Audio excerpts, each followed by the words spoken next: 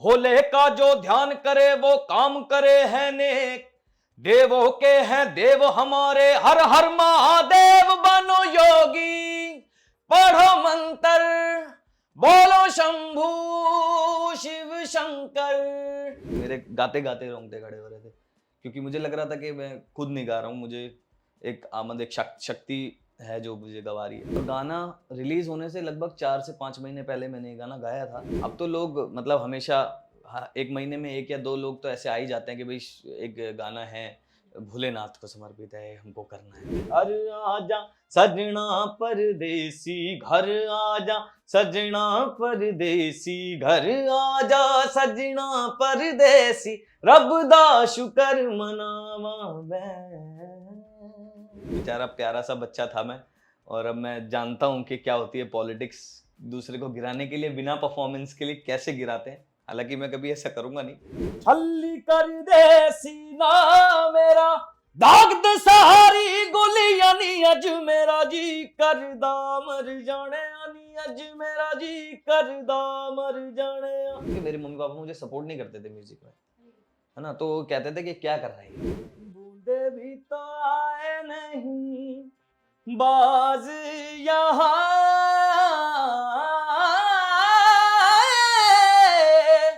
साजिश में शामिल सारा जहां है, हर जर्रे जर्रे की ये इल्तिजा है। नमस्कार, मेरा नाम है सुधीर यदुवंशी और आप मुझे देख रहे हैं फर्स्ट इंडिया पर। Hello, welcome on first India. और आज हमारे साथ है बहुत ही special guest Sudhir Yaduvanshi. Singer है और इनकी जादुई आवाज़ जब आप सुनेंगे तो आप भी मंत्रमुग्ध हो जाएंगे। सबसे पहले welcome on first India. Thank you so much, धन्यवाद आपका। सर, क्या चल रहा है आजकल आपकी लाइफ में और कैसे हैं आप? मैं बहुत बढ़िया हूँ और संगीत चल रहा है बहुत सारा, गाना बजाना सुबह से शाम तक यही चलता है, लोगों से मिलना जुलना, फिर गाना, और कुछ गाने रिकॉर्ड्स करना, फिर गाना, शोज़ में जाना और ट्रैवल करना। ये मेरी पसंदीदा चीज़ें हैं जो मैं करता हूँ और यही सब चल रहा है जीवन में। देश दुनिया राजनीति की दुनिया में तो बहुत कुछ चल रहा है, लेकिन आपकी इंडस्ट्री में क्या कुछ चल रहा है, क्या कुछ नया आने वाला है? इंडस्ट्री कभी रुकती है नहीं, मतलब चाहे पेंडेमिक का टाइम भी था जब सब थम गया था, और उससे पहले तो जोर शोर से चल ही रहा था काम, और अब भी इंडस्ट्री कभी रुकती नहीं है, चलती रहती है, और बहुत कुछ नया क्रिएट हो रहा है, हर रोज़ कुछ ना कुछ आ रहा है, नई मूवीज़ पे काम चल रहा है, नए गानों पे काम चल रहा है। तो हाँ, बहुत कुछ चल रहा है इंडस्ट्री के अंदर, और उसमें हम भी हैं थोड़े से इन्वॉल्व जी। सबसे पहले शुरुआत करेंगे आपके शंभू गाने से, जो मेरा काफ़ी फेवरेट गाना है। जब सुनती हूँ तो कहते ना, खो सी जाती हूँ। तो पहले शुरुआत उसी से करेंगे जी, जिसमें बॉलीवुड के खिलाड़ी अक्षय कुमार हैं। हाँ जी, हाँ जी, हाँ जी। तो इस गाने के बारे में मैं जितना कहूँ उतना कम है, वो एक स्टोरी है पूरी एक्चुअली।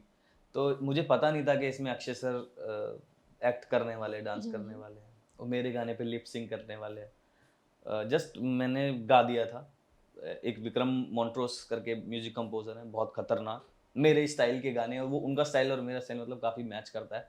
वो रैपर हैं, प्रोड्यूसर हैं, और उन्होंने ये गाना बनाया था, और उन्होंने ये गाना मेरी आवाज़ में सोचा। सबसे पहली बात तो ये एक बहुत बढ़िया चीज़ थी। जब मैंने इस गाने को सुना था, सुनते ही मेरा दिमाग ख़राब हो गया था। मैंने कहा सर ये गाना तो मेरे को ही गाना है, मेरे को किसी और को मत देना प्लीज़। तो उन्होंने बोला भाई तेरे लिए ही बना है, चिंता नहीं। गा दिया मैंने बहुत अच्छे से, मतलब बहुत स्पिरिचुअल सा एक्सपीरियंस था जब हम लोग ये गाना मतलब कर रहे थे, और वाह वाह की आवाज़ें आ रही थी, क्या बात है, जय भोलेनाथ। मतलब गाते गाते भी होता है ना, एक पावर आती है। शंकर भगवान के गाने होते भी वैसे हैं, बहुत पावरफुल होते हैं वो। शंकर भगवान को लेके लोगों का परसेप्शन थोड़ा सा आज के समय पे अलग हो गया है ना, थोड़ा सा खतरनाक तरीके से बनाते हैं गाने, लेकिन उनके बहुत सारे अलग अलग स्वरूप हैं। हाँ, बहुत सारे शेड्स हैं है ना। तो ये रौद्र स्वरूप जो उनके अग्रेसिव स्वरूप है, उनके लिए समर्पित बिल्कुल हो सकता है। और जब ऐसे गाने को हम सुनते हैं तो बहुत फील आती है, जैसे आपने बोला कि मैं खो जाती हूँ। जब मैं गा रहा हूँगा तो मेरे अंदर क्या फील आ रही होगी, मैं खुद मतलब कि मेरे गाते गाते रोंगटे खड़े हो रहे थे, क्योंकि मुझे लग रहा था कि मैं खुद नहीं गा रहा हूँ, मुझे एक आमद एक शक्ति है जो मुझे गवा रही है। तो मुझे बहुत बढ़िया लग रहा था उस समय, एक और स्पिरिचुअल। गाने में फीलिंग बहुत ज़रूरी है, जब तक फीलिंग आए नहीं आवाज़ में वो चीज़ आती नहीं है। बिल्कुल बिल्कुल, वो अंदर आप महसूस करोगे ना शब्दों को हम्म। कि क्या है, फिर सुरों के साथ मिला के उसका जो कॉम्बिनेशन बाहर निकल के आएगा वो बहुत बहुत ही बढ़िया होगा, है ना। तो ऐसा ही एक्सपीरियंस था। और गाना रिलीज होने से लगभग 4 से 5 महीने पहले मैंने ये गाना गाया था। हम्म। और गाने के बाद मैं मतलब लगभग भूल गया था, मुझे पता नहीं था कब रिलीज होगा। मैंने एक बार सर से पूछा भी नहीं, सर कब रिलीज कब हो रहा है। कह रहे भाई तू काम करता रहे अपना, ऐसे नहीं। मैंने कहा सुना तो दो एक बारी, मतलब जब मैंने पहली बारी गाया था और जब रिलीज हुआ उसके बीच मैंने गाना सुना ही नहीं था। क्योंकि बहुत बार ऐसे होते हैं ना, गाने पिक्चरें बन जाती पर रिलीज नहीं हो पाती हैं, तो कहीं ना कहीं डर वो भी रहता है। बिल्कुल रहता है, क्योंकि मेरे लगभग 40-50 गाने ऐसे हुए हैं कि मैंने गाए लेकिन वो रिलीज नहीं हुए। मे बी वो रिलीज नहीं होंगे फ्यूचर में भी, लेकिन ये भी हो सकता है कि वो किसी अच्छी जगह पे लगे। क्या पता वो वेटिंग में चल रहा हो, किस्मत कब जोर डेस्टिनी मारे और कब। वो लग जाए किसी अच्छे, उसमें कोई बड़ा एक्टर कर रहा हो रोल। ऐसे ही हुआ शंभू के साथ भी। तो सर ने मुझे बताया नहीं, और जब रिलीज होने वाला था उससे एक हफ्ते पहले बताया था, बेटा तेरा गाना रिलीज होने वाला है। और खुशखबरी ये है कि अक्षय सर उसमें अरे, एक्ट कर रहे हैं। तो कैसा एक्सपीरियंस था आपका जब आपको पता चला? हम्म, बहुत मतलब ऑब्वियसली अलग लगा मुझे, बहुत अलग एक्सपीरियंस हुआ मेरे साथ। क्योंकि अब से पहले किसी बड़े एक्टर के लिए मेरी वॉइस गई नहीं थी, है ना। प्लेबैक भी मैंने किया है तो, लेकिन वो सीन्स के साथ चल रहा है या बैकग्राउंड में चल रहा है और वो सब, लेकिन लिप सिंक्स वाला सीन नहीं हुआ था अभी तक। तो एक डायरेक्टली एक इतना बड़ा नाम आपके गाने में है, एक्ट कर रहा है आपके गाने पे, लिपसिंग कर रहा है, और अक्षय कुमार जैसा नाम, तो वो बहुत ही मतलब बड़ी चीज़ थी मेरे लिए। मुझे बड़ी खुशी हुई। मैंने सबको थैंक यू बोला, गॉड को थैंक यू बोला, भोलेनाथ को अगर धन्यवाद जी, आपने इतना, है ना, चांस दिलवा दिया। और उसकी वजह से फिर ग्रोथ अलग लेवल की हो गई, एक गाने की वजह से हो जाती हाँ, है ना। बोलते ना, एक गाना हिट हो गया, पॉपुलर हो गया, तब तो। हाँ, अब तो लोग मतलब हमेशा, हाँ, एक महीने में एक या दो लोग तो ऐसे आ ही जाते हैं कि भाई एक गाना है भोलेनाथ को समर्पित है, हमको करना है।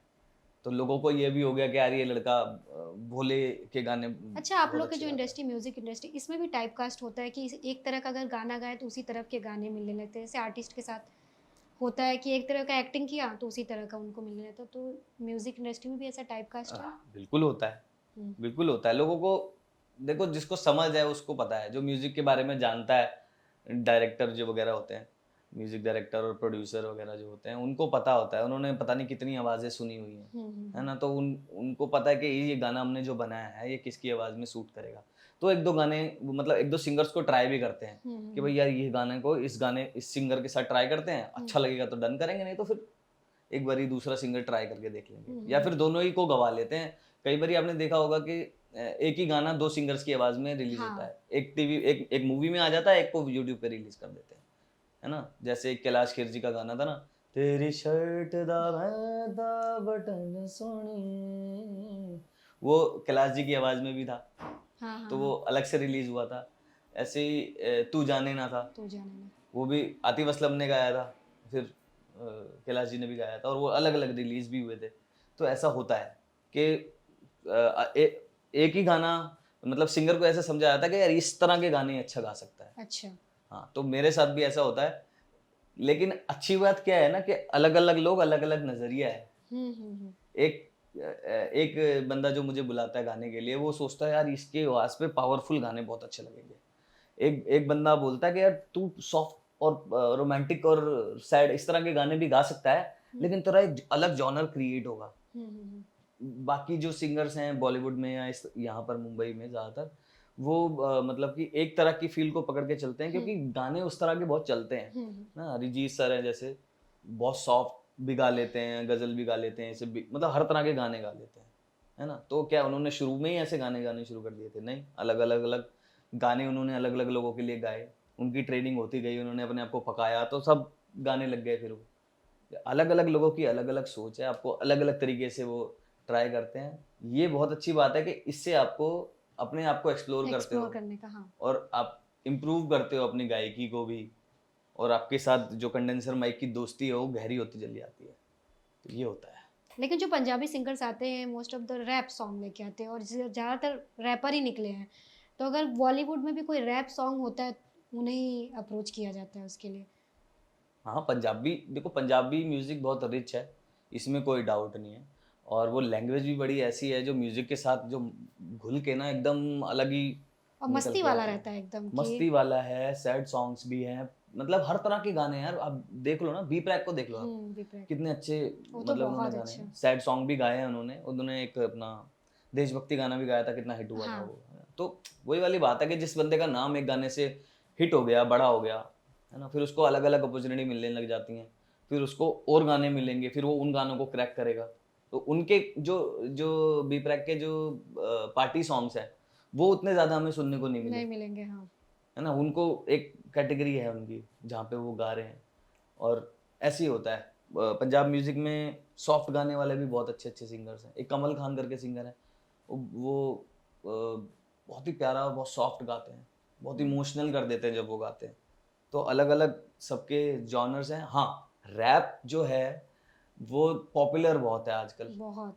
बाहर से इन्फ्लुएंस है, बाहर से वेस्टर्न से आया है, वो एक कल्चर है पूरा ना, हिप हॉप, उससे जुड़ा हुआ डांस स्टाइल भी है, उससे जुड़ा हुआ म्यूजिक स्टाइल भी है ना। लेकिन कुछ ही, मुझे लगता है कुछ ही लोग अच्छे लगते हैं मुझे तो, चाहे वो पंजाब से हो, चाहे वो इधर से हो, चाहे साउथ से हो, रैपिंग में। कौन अच्छे लगते हैं आपके? तो मुझे डिवाइन बढ़िया लगते हैं। डिवाइन। मुझे डेनो जेम्स करके हैं एक, है ना, वो बहुत सही लगते हैं। एक उनका नाम मेरे को याद नहीं है, बंगाली हैं वो ऐसे स्पेक्स लगाते हैं, और वो एक रैपिंग का एक रियलिटी शो भी आया था, उसमें भी आए थे, उनका नाम मेरे को याद नहीं है। वो बहुत अच्छे हैं, क्योंकि वो हमारी कल्चरल जो चीज़ें हैं ना, हाँ हाँ। उनके साथ मिक्स वो करके मिक्स करते हैं करके। चीज़ें, है ना, हमारी मतलब संस्कृत वर्ड्स के साथ रैप कर रहे हैं। हाँ, वो अपने आप में काफी अलग है, बहुत अलग कनेक्ट है। भी करते हैं लोग उससे। हाँ, हमारे कल्चर में पढ़ंत होती है ना, पढ़ंत सुना होगा आपने, हमारे क्लासिकल म्यूजिक में पढ़ंत होती है, वो भी तो रैप जैसे ही लगता हाँ। है ना, क्योंकि वो रिदम बेस्ड ही होता है, और उसमें आपने वर्ड यूज, है ना, अचला, अच्युत, अवधूत, हाँ हाँ हाँ। आदिदेव, आदित्य, अजन्मा, तो उसमें एक रिदम ऑलरेडी होती है जो लिखा होता है, वो भी तो रैप ही है, बस उसको थोड़ा मॉडर्न म्यूजिक के साथ बना के वो प्रेजेंट करता है, वो मुझे बहुत सही लगता है। तो बेसिकली चाहे बाहर से आई हुई चीज़ हो, चाहे पंजाब से आई हुई चीज़ हो, चाहे किसी भी स्टेट से हमारी आई हुई चीज़ हो, उसको ना अपने फ्लेवर, अपने इंडियन फ्लेवर के साथ मिक्स करके जब करते हैं ना, तो उसकी एक अलग बात है। तो मुझे वैसी चीज़ें बहुत बढ़िया लगती हैं। शंभू की मैंने बात की थी, तो एक लाइन जरूर सुनना चाहेंगे शंभू गाने का आपका। ठीक है, मैं सुनाता हूँ आपको। अलग अलग है नाम तेरे पर काम है तेरा एक, हाथ जोड़ सब नमन करें, सब करें रुद्र अभिषेक, भोले का जो ध्यान करे वो काम करे है नेक, देवों के हैं देव हमारे, हर हर महादेव बनो योगी, पढ़ो मंत्र, बोलो शंभू शिव शंकर, तेरी भक्ति है निरंतर, बोलो शंभू शिव शंकर। बहुत बहुत अच्छा गाया, मेरे रोंगटे खड़े हो गए सुन के। धन्यवाद। बहुत आपकी बहुत आवाज में शुक्रिया। वो पावर है। ये सब भोलेनाथ की पावर है अपना कुछ नहीं है। कई रियलिटी शो में भी आप नजर आए, हुनरबाज हो, द वॉइस इंडिया 3 में आप हाँ। दिखे, तो आपको क्या फर्क लगता है कि आज काफ़ी प्लेटफॉर्म हो गए सिंगर्स के लिए, जो पहले के थे बहुत स्ट्रगल करने पड़ते थे, बॉलीवुड में गाना गाना हो या कहीं भी, आज OTT पे गाने को मिल रहा है, टीवी सीरियल में गाने को मिल रहा है, बॉलीवुड में, तो ऐसा नहीं लगा काफ़ी रियलिटी शो की वजह से काफ़ी आसानी हो गई है? मुझे ठीक इसका उल्टा लगता है। मैं दोनों एस्पेक्ट्स में बात कर सकता हूँ। पहले हाँ, ऑब्वियसली मुश्किल था, सोशल मीडिया नहीं था, टीवी था 90s के बाद, 92 के बाद टीवी ने हमको बहुत मतलब एंटरटेन किया है। दूरदर्शन से हमारे पास 4-6 चैनल आ गए थे, स्टार प्लस और जी और ये सब आ गए थे, है ना, टीवी सीरियल्स आने लगे, और फिर उसके बाद एक रियलिटी शो आया सारे गामा, है ना, वहाँ वो जो प्लेटफॉर्म्स थे ना, और रियल टैलेंट जो निकल के आते थे, है ना, सोनू निगम वहाँ से आए, श्रेया घोषाल वहाँ से आई, है ना, सुनिधि जी, और भी बड़े बड़े, है ना, सिंगर्स आए, और वहाँ पर जो बैठे हुए जो वो होते थे ना, मेंटोर्स और जजेस होते थे, उनको देख के दिमाग खराब हो जाए बंदे का कि इनके सामने मैं गाऊं कैसे, है ना। वहाँ पे आपको जाकिर साहब बैठे हुए हैं वहाँ पे सामने, है ना, गुलाम अली साहब को बुला लिया है ना, और मतलब इंडस्ट्री के बड़े दिग्गज और क्लासिकल म्यूजिक के बड़े दिग्गज लोग बैठे हुए हैं, उनके सामने गाना और ज्यादा मुश्किल होता मुश्किल था, और होता था। वहां से जो निकल के आए हैं ना, वो आज भी लेजेंड्स है। आज के उनका कोई सब्स्टिट्यूट नहीं है।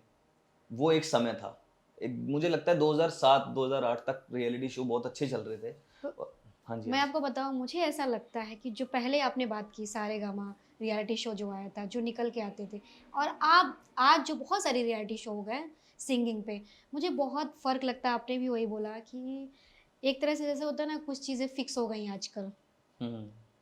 तो वैसे कुछ चीज़ें रियलिटी सिंगिंग शो में फिक्स हो गई हैं। आप मेरा मेरे को ब्लैक लिस्ट कराओगे इस सवाल हो। मेरा पर्सनल ऐसा मानना है, हाँ, एज अ ऑडियंस मैं मानती हूँ ऐसा। आपने एग्जाम्पल दिया कि जो पहले निकल के आते थे वो अब नहीं निकल के आ पा रहे हैं। हाँ। इतने रियलिटी शोज हो गए हैं, और मुझे ऐसा लग रहा है कुछ चीज़ें फिक्स भी हो गई हैं। अब पता है जो हार रहे हैं ना वहां से, हम्म, वो लेजेंड बन वो रहे हैं। लेजेंड बन रहे हैं, राइट। फर्क साफ साफ नजर आएगा आपको, इस बात पक्की बात है ये। लेकिन अगर हम उसकी डिटेलिंग में जाएंगे ना, तो सच में मैं ब्लैक लिस्ट हो जाऊंगा। रियलिटी शो नहीं, हम नहीं चाहते ब्लैक लिस्ट हो। इन अ वे एक्सपीरियंस के लिए मेरे लिए बहुत अच्छा था। कुछ नए लोगों से मिला, मैं नई चीजें सीखी, मैंने पॉलिटिक्स सीखी मैंने, जो मुझे नहीं आती थी बिल्कुल भी। बेचारा प्यारा सा बच्चा था मैं, और अब मैं जानता हूँ कि क्या होती है पॉलिटिक्स। दूसरे को गिराने के लिए बिना परफॉर्मेंस के लिए कैसे गिराते हैं। हालांकि मैं कभी ऐसा करूंगा नहीं, लेकिन वहां से सीखने को मिला। रियलिटी शो से बहुत सीखने को मिलता है ये सब। बहुत कुछ सीखने को मिलता है रियलिटी शो से। और ये नहीं मैं कहूँगा कि जो वहाँ पर पार्टिसिपेट करने आते हैं वो हल्के होते हैं। सब एक से बढ़कर एक होते हैं। दो चार होते हैं सिफारिश वाले भी, वो तो हर हर फील्ड में है। हिंदुस्तान में हम रहते हैं, सिफारिश तो चलेगी भाई, है ना। एग्जाम में देख लो अब क्या हो रहा है आजकल, है ना, लीक हो जा रहे हैं। तो ये तो एंटरटेनमेंट है, इसके लिए तो ज़्यादा वैसे भी ध्यान नहीं दिया जाता। रियलिटी शोज में अच्छे लोग निकल के आते भी हैं, लेकिन वो फिर वो गायब हो जाते हैं, गायब हो क्योंकि जा रहे उनको हैं, पता नहीं है कि आगे करना क्या है। लेकिन जो लोग हार जाते हैं ना, उनको लगती है चोट, चोट। और वो फिर मतलब हाथ पैर धो के पूरी तरीके से घुस जाते हैं अंदर कि आओ अब हमको निकाला ना तुमने, अब देखते हैं हम तुमको। फिर वो जीतने हारने का सोचते ही नहीं है, फिर वो सिर्फ ये सोचते हैं हमको म्यूजिक करना है, नई नई चीजें सीखनी है, एक्सप्लोर करनी है। सबसे बड़ा एग्जाम्पल तो अरिजीत सर है, उसके बाद हमारे जुबिन भाई हैं, उसके बाद हमारे ये अपना विशाल मिश्रा है ना, और भी हैं बहुत अच्छे अच्छे सिंगर्स हैं। ये वो तीन नाम है जो बहुत बड़े बन गए, बहुत बड़े बन गए, है ना। अरिजीत हिंदुस्तान के क्या, एशिया के सबसे बड़े सिंगर है ना। पूरे दुनिया में उनका अगर शो है तो वो ऐसे बिकेंगे टिकट्स चुटकी बजा के, है ना। तो क्या बात कर रहे थे हम, मैं कहीं और निकल गया। कि सारेगामा में देखा गया था बहुत अच्छे अच्छे, बोलेंगे ना। हाँ, तो हाँ, फिर तो कुछ हाँ मैं ये बोल रहा था कि सब जो हार जाते हैं वो अलग से निकल के अपनी जिंदगी बनाते हैं। और ऐसे मैं आज भी बहुत सारे लोगों को जानता हूँ, और मैं खुद के लिए भी ऐसी चीज मानता हूँ कि मुझे बहुत कुछ चीजें सीखने को मिली है रियलिटी शो से, लेकिन मैं वापस वहां जाके उसको अप्लाई नहीं कर सकता। मुझे अपनी जिंदगी में उसको अप्लाई करना पड़ेगा इंडिविजुअली, क्योंकि मैं कोई रियलिटी शो जीता नहीं हूँ, और मैं बहुत टॉप पे भी नहीं गया हूँ, है ना। टॉप 10 तक मैक्सिमम मैं गया हूँ, और उससे पहले मेरा एक भी परफॉर्मेंस खराब नहीं था। जब मैं एलिमिनेट हुआ तब भी मेरे को गंदे कमेंट्स नहीं मिले, मुझे ये नहीं बोला कि बहुत आपने अच्छा नहीं गाया और ये वो, बहुत अच्छा हुआ सब कुछ। लेकिन स्टिल मैं एलिमिनेट हो गया, और उसके बाद कोई एक्सप्लेनेशन नहीं दी, ना ही जजेस ने दी, ना प्रोडक्शन हाउस ने दी, किसी ने भी नहीं दी, है ना। बहुत इमोशनल भी हुआ मैं, बहुत परेशानी भी हुई, होती है ना, एक बंदे का मोरल टूट जाता है। हाँ, कि भाई इतना अच्छा गाने के बावजूद क्या हाँ, अच्छा कमी रह करने गई। के बावजूद आप बाहर आ गए। आपके माँ बाप, मेरे मम्मी पापा, अच्छा इसमें एक मैं चीज़ जोड़ता हूँ कि मेरे मम्मी पापा मुझे सपोर्ट नहीं करते थे म्यूजिक में, अरे, है ना। तो वो कहते थे कि क्या कर रहा है ये, मतलब नहीं होगा अच्छा। अब ऐसा वाला बंदा जो बिना घर की सपोर्ट के आ रहा है, रियलिटी शो में परफॉर्म कर रहा है, 4-6 एपिसोड में, टीवी में भी आ गया, है ना, उसके बाद उसको पता ही नहीं करना क्या है, माँ बाप का सपोर्ट रहेगा नहीं रही पता नहीं, है ना, दिल टूट गया है। अब मैं आगे जाऊं, किससे काम मांगूं, किसके पास जाऊं, फिर से एक रियलिटी शो करूं क्या। 50 चीजें घूम रही होती है दिमाग के अंदर, सही गाइडेंस नहीं मिल पाती। मतलब हर साल रियलिटी शो से कम 30 से 40 लोग निकल आते हैं। वो दूसरे रियलिटी शो में जाते हैं, फिर वो दूसरे रियलिटी शो में जाते हैं, फिर वो दूसरे रियलिटी शो में जाते हैं, मतलब ऐसे ही वो पूरा चक्कर कुछ को नाम मिलता है, कुछ गुमनाम हो जाते हैं। कुछ में मैं बोलूंगा 5 या 4-5% को मिलता होगा, और तो गुमनाम ही हो जाते हैं मैक्सिमम, क्योंकि उनको गाइडेंस नहीं मिल पाती सही। ऐसा नहीं है वहाँ पे वो अच्छा नहीं है, या उनको किस तरीके से निकाला है मुझे पता नहीं, मुझे तो अपना पता है ना। लेकिन उनको सही गाइडेंस मिले तब वो सही रास्ते पे जाएं। लेकिन सबसे अच्छी बात यह है कि हमारे पास आज सोशल मीडिया है, उसका इस्तेमाल करके अगर कोई अच्छा काम करता है तो वहां से भी ग्रो कर सकता है। अपना यूट्यूब चैनल पे अपना खुद का गाना गा के आप डाल दो, रातों रात वायरल भी हो सकता है। बिल्कुल। जनता है कब क्या पसंद आ जाए कोई नहीं बता बिल्कुल। सकता। और लाइव शोज करने के लिए ये भी नहीं है कि आपको बहुत बड़ा नाम हो तभी आपको लाइव शोज मिलेंगे। लाइव शोज आपको आपकी जिंदगी अच्छे से, म्यूजिक है ना आपके पास, आप गाते हो ना, वो काफी है आपको आपकी जिंदगी को अच्छे से चलाने सही के बात। लिए। आप जैसे हम बाहर देखते हैं जो लोग काम कर रहे हैं, जिस चीज में हुनर है आपका, हाँ, अपना चाहे रेडी पे लगा के बनानास ही बेच रहे हैं, हाँ। है ना, अपना जिंदगी चला रहे हैं, उनकी जिंदगी भी उनके हिसाब से ठीक ही चल रही ठीक चल होगी, रही है ना। लेकिन अगर मेरी जिंदगी में म्यूजिक है और मेरे पास थोड़ा सा भी दिमाग है, तो मेरी जिंदगी आम जिंदगी से बेहतर ही होगी। एक अच्छा पैकेज लेने वाला आईआईटी वाला, है ना, बंदा होगा या एमबीए वाला बंदा होगा, कितना 20 लाख रुपए कमाता होगा आराम से, जो कि अच्छी बात है ना, उन्होंने पढ़ाई करी है उस चीज़ की। लेकिन अगर हमने म्यूजिक को अपनाया है, म्यूजिक हमारे साथ है, तो इतना ही पैसा बिना बहुत बड़ा नाम किए हम साल का कमा सकते हैं 15 से 20 लाख रुपए। ये मैं लिख के दे सकता हूँ। और आज के समय पे कमा रहे हैं लोग, और बहुत अच्छे सिंगर्स भी नहीं है। मैं उनके सिंगिंग के ऊपर सवाल भी नहीं उठाऊंगा, ठीक है, मैं कोई जज वज नहीं हूँ, लेकिन काम चल रहा है भाई, बढ़िया दुकान चल रही है। हाँ, दुकान चल रही है, ठीक। मतलब बहुत तगड़े तगड़े सिंगर्स हैं, वो नहीं कर पा रहे हैं, जो वो कर लेकिन जो बहुत नॉर्मल से हाँ, है ना, right. बस सीधा सीधा गाते हैं, अच्छा गाते अच्छा हैं, गाते सॉफ्ट हैं। गाते हैं, वो भी देख लो सोशल मीडिया पे, इंस्टाग्राम पे देख लो हाँ। कितना अच्छा चल रहे हैं, अब पैसे कमा रहे हैं। कब किसको क्या पसंद आ जाए हम कह नहीं सकते। ऑडियंस ने जिसको पसंद ऑडियंस कर लिया, पसंद काम कर लिया, खत्म। काम खत्म। फिर आपको कोई जज करता रहे कि ये- आपने ये सुर अच्छा नहीं लगाया, ये खटके अच्छे नहीं लगाए, वो वो ऑडियंस फर्क को नहीं सुर पड़ता। से लेना देना नहीं, आवाज उसकी अच्छी लग गई, आवाज अच्छी लग गई, हाँ, जिसको टेक्निकली नहीं पता है म्यूजिक, उसको क्या लगता है, यार क्या बात है, क्या आवाज है तेरी यार, खाना क्या रही है आवाज में यार, बहुत बढ़िया है ना, और वो तूने हाँ करके घुमाया ना, ओए मजा आ गया। बेसिकली यही होता है लोगों का। जो मैं इंटरेक्ट करता हूँ लोगों के साथ, जब मैं शो खत्म करके आता हूँ, तो जो उनके कमेंट्स होते हैं बिल्कुल टेक्निकल नहीं होते हैं, हाँ। वो लेकिन प्यार पूरा होता है ना। आपकी आवाज बहुत अच्छी लगी भैया, बहुत पावरफुल है यार, आपने तो खड़ा कर दिया हमें सीट से, है ना, ऐसी ऐसी बातें बोलते हैं, और हंसी भी आती है कभी कभी तो, लेकिन उनके तो दिल हमें की भी बात आती है, उनके दिल की बात है। ऑडियंस ने जिसको पसंद कर लिया, वो हिट है। यहाँ पे हमने ऑडियंस की बात की, रियलिटी शो होते हैं उसमें ऑडियंस के भी वोट, कई सारी रियलिटी शो में देखे जाते हैं ना कि आपको ऑडियंस ने इतने वोट दिए हैं, जजेस के वोट भी। अभी आपने कहा ऑडियंस को बस आवाज़ से मतलब है, टेक्निकली मैं भी, मुझे तो नहीं पता रहेगा कहाँ पे उनका सुर गिर रहा है उठ रहा है, मुझे तो बस आवाज़ अच्छी लगी, गाना बंदा बहुत अच्छा गाता है, तो कहीं ना कहीं उसमें भी कुछ फेरबदल होता है, क्योंकि ऑडियंस तो आवाज़ पे वोट देगी, जजेस देंगे आपके सुर ताल पे, जो आपका सुर है कैसा अप्स डाउन हो रहे हैं उस पे देगी। तो क्या वहाँ पे कुछ फेरबदल होता है, क्या ऑडियंस के वोट को महत्व दिया जाता है कि ऑडियंस के वोट से आप बाहर हो गए? मैं ऐसे किसी रियलिटी शो में गया नहीं जिसमें ऑडियंस के वोट के ऊपर हो। हाँ, नहीं बहुत सारे में होते हैं। हाँ होते हैं हाँ, हुनरबाज में हुनरबाज में फर्स्ट राउंड में ऐसा ही हुआ था कि भाई ऑडियंस भी आपको, आई थिंक इंडियन आइडल में भी होता था, सारेगामा में होता सारेगामा, हाँ होता है, अभी भी होता है, लेकिन वो मेंटोर्स होते हैं, वो ऑडियंस नहीं होती, वो मेंटोर्स होते हैं है ना, उसमें, वो हाँ। म्यूजिक फील्ड के ही लोग हैं। उनमें से एक दो लोग मेरे दोस्त भी हैं आज के समय पे, जो वो लगभग 15-20 मेंटोर्स होते हैं, और सब एक अपना पॉइंट्स देते हैं, है ना, जो ज़्यादा पॉइंट हो जाते हैं तो बंदा सिलेक्ट। जो जज होते हैं वो सिर्फ कमेंट्स देने के लिए होते हैं, वो कोई नंबर्स नहीं देते, वो सारे गाँव में होता है। लेकिन सारे गाँव में ये जब से ये होना शुरू हुआ है, मैंने ऑडिशन देने बंद कर दिए।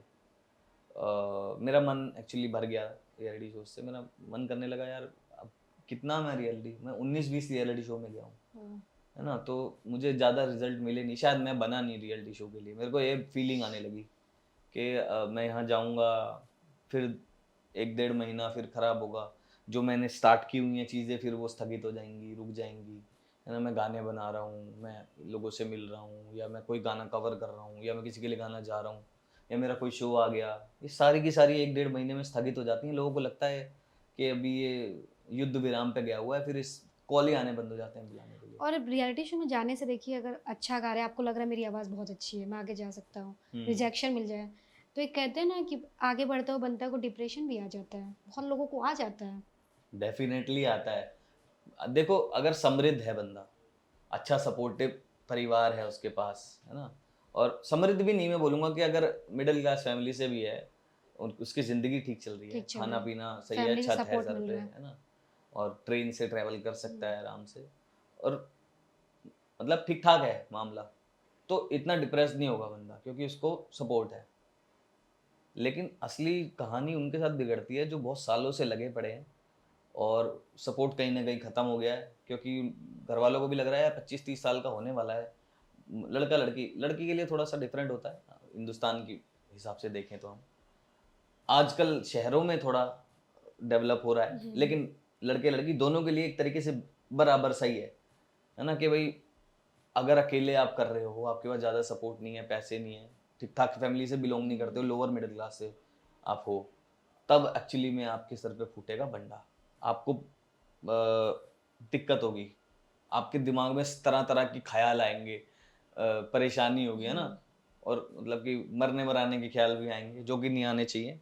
आपके साथ ऐसा कुछ हुआ है रियलिटी शो से अब जब बाहर आए थे, तो डिप्रेशन जैसा कि भाई अब नहीं करना है ये सब, क्या करूं आगे, कुछ रास्ते नहीं दिख रहे हैं? हाँ ना, हुआ है, बिल्कुल हुआ है।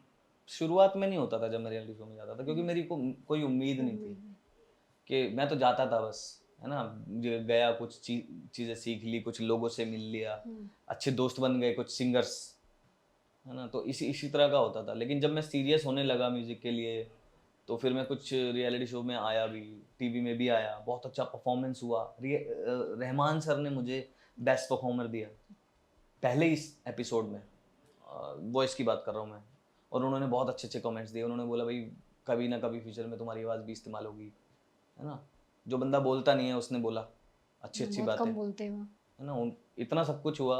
और उसके बाद जैसे बैटल एक राउंड हुआ था, उसमें सब 4 लोग खड़े हुए थे, और रिजल्ट आने से पहले पता लग गया था मुझे, बहुत अच्छा परफॉर्मेंस हुआ था, बहुत बढ़िया परफॉर्मेंस हुआ था। रिजल्ट आने से पहले मेरे को समझ में आ गई थी कि बेटा बाहर हो, लेकिन मैं खुश था।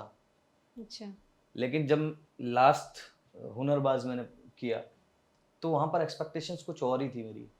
मैं पूरा एकदम जोश में था, और मुझे लग रहा था अब तो मैं उखाड़ दूंगा, मैं तो जीत के जाऊंगा, है ना, और बहुत अच्छा परफॉर्मेंस हुआ था।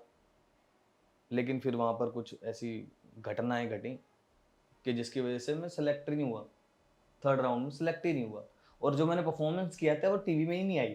टीवी में ही नहीं आई? हाँ, तो पहले तो जब मैं रिजेक्ट हुआ, क्योंकि मैं जब तक मैं रिजल्ट्स के लिए स्टेज पे जाने वाला था, तब तक मुझे पूरा, जो लोग थे वो सब यही बोल रहे थे, भाई टेंशन नहीं, तुम तो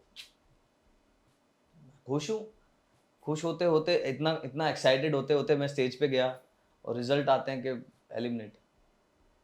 उसके बाद कोई बाइट नहीं, कुछ नहीं, सीधा माइक निकाला, बाहर निकलो। मैंने कहा यार ये क्या हो गया, और मैंने वहीं पे रोना शुरू कर दिया।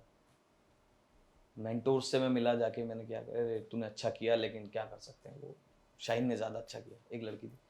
हाँ, मैंने कहा हाँ उसने भी अच्छा किया, लेकिन मैं क्या करूँ अभी। रोने लगा, मैं बहुत तेज़ रोया और इमोशनल हो गया। फिर उसके बाद मैंने 1-2 दिन में डिसाइड किया कि भाई अब बहुत हो गया रियलिटी शोज में जाना, अब हम अपने तरफ से कोशिश करेंगे, जीवन में रहेंगे म्यूजिक के साथ ही, लेकिन रास्ते बदल देंगे, अपने थोड़े रास्ते खुद बनाएंगे। हाँ, तो उस तरीके से फिर मेरे को एक झटका हुआ। उसके लिए मेरा धन्यवाद रियलिटी शोज के लिए भी है, क्योंकि अगर ऐसे नहीं होता तो फिर मैं निकलता नहीं वहाँ से, और मैं और दूसरे रास्ते निकलता नहीं अपने लिए जीने के लिए, अपने करियर को आगे बढ़ाने के लिए। तो सबका थोड़ा थोड़ा योगदान होता है, हम देख नहीं पाते हैं उसको। जैसे एक कॉलेज के समय में एक मेरी टीचर थी, वो कहती थी सुधीर तुम तो बहुत बड़े बनोगे। एक मेरे हिंदी प्रोफेसर थे, वो कहते थे अरे तुम यहाँ क्या कर रहे हो, जाके फिल्म फेयर उठाओ। उन्होंने किया नहीं मेरे लिए कुछ, लेकिन उनकी जो 2-4 बातें थी ना, वो इधर है। और ऐसे ही रियलिटी शो में जो भी 2-4 चीजें हुई, वो मेरे इधर है, आज भी है। तो वहां से बूस्ट मिलता है। ये नहीं कहूंगा कि भाई उसकी वजह से, रियलिटी शोज की वजह से सब खराब ही हुआ है, चीजें सीखने को भी मिली हैं, और नए रास्ते भी मैंने बनाए, और होपफुली अब बहुत अच्छा है। और आगे आने वाले समय में आपको बहुत बढ़िया बढ़िया गाने सुनने को मिलेंगे, सिंगल्स भी और बॉलीवुड में भी, भोलेनाथ की कृपा से। कला किसी की कोई नहीं चुरा सकता, चाहे किसी भी फील्ड में हो। तो जब वो कला आपकी खुद की है तो आप किसी भी तरह से उसे निखार सकते हैं, प्रेजेंट कर सकते हैं, तो आपकी खुद की प्रॉपर्टी है, हाँ वो बिल्कुल आपके लिए बिल्कुल सही साबित हो रही है। बिल्कुल सही साबित हो रही है। और मेरी उम्मीद यही है, भगवान से प्रार्थना भी यही है कि जो जिस रास्ते पे आपने मुझे डाला है, साथ देते जाओ, अपन मेहनत करते जाएंगे और गर्दा उखाड़ देंगे। तो क्या बचपन से था सुधीर का सपना सिंगर बनना, या पेरेंट्स का कुछ और था, आपका कुछ? मैंने सुना आपको क्रिकेट का बहुत शौक था, बहुत शौक था मुझे क्रिकेट का। तो उस आज फील्ड भी में ना खेलता हूँ। जाके गाने की तरफ? क्रिकेट हमारे देश में ऐसा गेम है जो मतलब कहते हैं जिसको एक डिफरेंट मतलब हाँ, रिलीजियन ही है हाँ, वो धर्म है एक तरीके से। और कौन नहीं है जो क्रिकेट के बारे में नहीं जानता, बहुत कम लोग हैं लेकिन ज्यादातर लड़के तो खेलते ही हैं। और लड़कियां, मतलब जिसको नहीं नॉलेज, जैसे मुझे तो नहीं है, लेकिन जब इंडिया पाकिस्तान का मैच होता है तब सब देखते हैं, हाँ बिल्कुल चाहे बिल्कुल। पहले कभी क्रिकेट देखा ना हो, जैसे भी कल था इंडिया पाकिस्तान का। हाँ बिल्कुल सही बात है। तो क्रिकेट वैसी चीज है तो सबके मेरे लगभग अगर मेरे बचपन से 10-12 दोस्त अच्छे रहे हैं तो उसमें से 3-4 तो ऐसे हैं जिनको ये था यार मैं क्रिकेटर बनूंगा। बहुत बच्चों का होता है। और मैं तो खेला भी हूँ काफ़ी जगहों पे। क्लब क्रिकेट बहुत खेला है मैंने, और मैंने स्टेट खेला है लेकिन अपने नाम से नहीं खेला, वो अगेन गड़बड़ है। गड़बड़ आपके साथ गड़बड़ है। गड़बड़ ये है कि पॉलिटिक्स बहुत होती है बॉल, क्रिकेट के अंदर, हर मतलब फील्ड में state state politics. State cricket के अंदर। तो जब जब थोड़ा ऊपर लेवल पे चला जाता है ना तो फिर सही से छांटते हैं। ऐसे कोई टुच्चा मुच्चा बंदा नहीं मतलब किसी नेशनल टीम में खेल सकता। अगर वो खेलता है तो फिर वो एक ही सीजन खेल पाता है, क्योंकि वो परफॉर्म नहीं करेगा तो कहाँ से खेलेगा। वो तो सिफारिश से ही खेल सकता है। एक सीजन खेल लिया, उसकी सरकारी नौकरी लग गई, बस हो गया काम, है ना। तो मैंने पैसे वैसे थे नहीं मेरे पास। मैंने सुना आपका बैकग्राउंड भी सिंगिंग से कहीं ना कहीं जुड़ा हुआ है, आपके दादाजी हाँ फोक सॉन्ग गाते थे। हाँ हाँ बिल्कुल। मेरे दादाजी जो थे वो प्रोफेशनल म्यूजिशियन नहीं थे, है ना, वो शौकिया थे, सीजनल थे वो। और वो फोक गाते थे, जैसे हारमोनियम बजा के गाते हारमोनियम बजा के गाते थे। जैसे नाटक होते हैं ना गाँव में स्टेज पे। हाँ, जैसे रामलीला होती है। हाँ हाँ हाँ, और रामलीला के अलावा और भी बहुत सारी चीजें होती हैं। कोई कोई बहुत सारी चीजें। कीर्तन वगैरह हो रहा हाँ, है ना, कोई भजन मंडली का कुछ प्रोग्राम है या कोई त्योहार आया है उस पर। तो उस समय पे वो गाया बजाया करते थे। और साथ में मेरे पापा भी, अच्छा, मेरे पापा एक्ट करते थे श्रवण का और राम जी का। 8-10 साल उन्होंने रामलीला में ऐसे किया। लेकिन वही बताया मैंने, सीजनल, कभी प्रोफेशनल नहीं हुए, कभी म्यूजिक सीखा नहीं, जस्ट उनको बड़ा शौक था इसलिए करते थे। लेकिन पेरेंट्स नहीं चाहते थे कि आप सिंगर बने? हाँ, इसलिए नहीं चाहते थे क्योंकि उनकी गलती नहीं है इसमें। उन्होंने इस दायरे में आके कभी सोचा नहीं।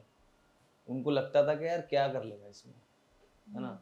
पढ़ाई में वैसे ही मैं अच्छा नहीं था, तो उनके दिमाग में था मेरे पापा गवर्नमेंट सर्वेंट है तो इसको कोई भी गवर्नमेंट की जॉब दिलवा सेफ देंगे। एक रहेगा। हाँ, इसको पॉलिटेक्निक करा देते हैं। 12वीं में भी अच्छे नंबर नहीं आए थे। उसके बाद मेरा पॉलिटेक्निक का वो भर दिया उन्होंने। मैं एग्जाम देने ही नहीं गया। मैंने नहीं, मैं रेगुलर कॉलेज जाऊंगा ऐसे ही, बस बीए प्रोग्राम करनी है मुझे, कॉलेज जाना है, दैट्स इट। मुझे कुछ नहीं, और कुछ नहीं सीखना, ना मुझे जॉब करनी है। बहुत मार भी पिटी और बहुत डांट भी पड़ी, लेकिन जो मैंने करना था जिद से मैंने किया। मेरे पापा मुझे लेके आए और जस्ट कॉलेज से 100-200 मीटर जब एडमिशन लेने आया था, वो छोड़ा उन्होंने और चले गए, कह रहे कर ले जो करना है खुद। लेकिन जिंदगी बदली वहीं से। कॉलेज में ही मुझे लोगों ने पकड़ा, बताया कि भाई तू अच्छा सिंगर है, इसमें तेरा करियर बन सकता है। नहीं तो मैं सीरियस नहीं लेता था म्यूजिक को कभी। मैंने सीखा भी नहीं था उससे पहले कभी। मतलब मैंने पहली बार म्यूजिक को, क्लासिकल को सीखना शुरू किया वो 21 साल की उम्र में किया। बहुत मतलब कि क्लासिकल तो बचपन से लोग सीखना शुरू करते हैं, तब जाके मतलब अच्छे सिंगर बनते हैं। मैं गाता पहले से था लेकिन सीखना मैंने 21 साल की उम्र में शुरू किया। तो कॉलेज से चेंज हुआ मेरे जीवन में।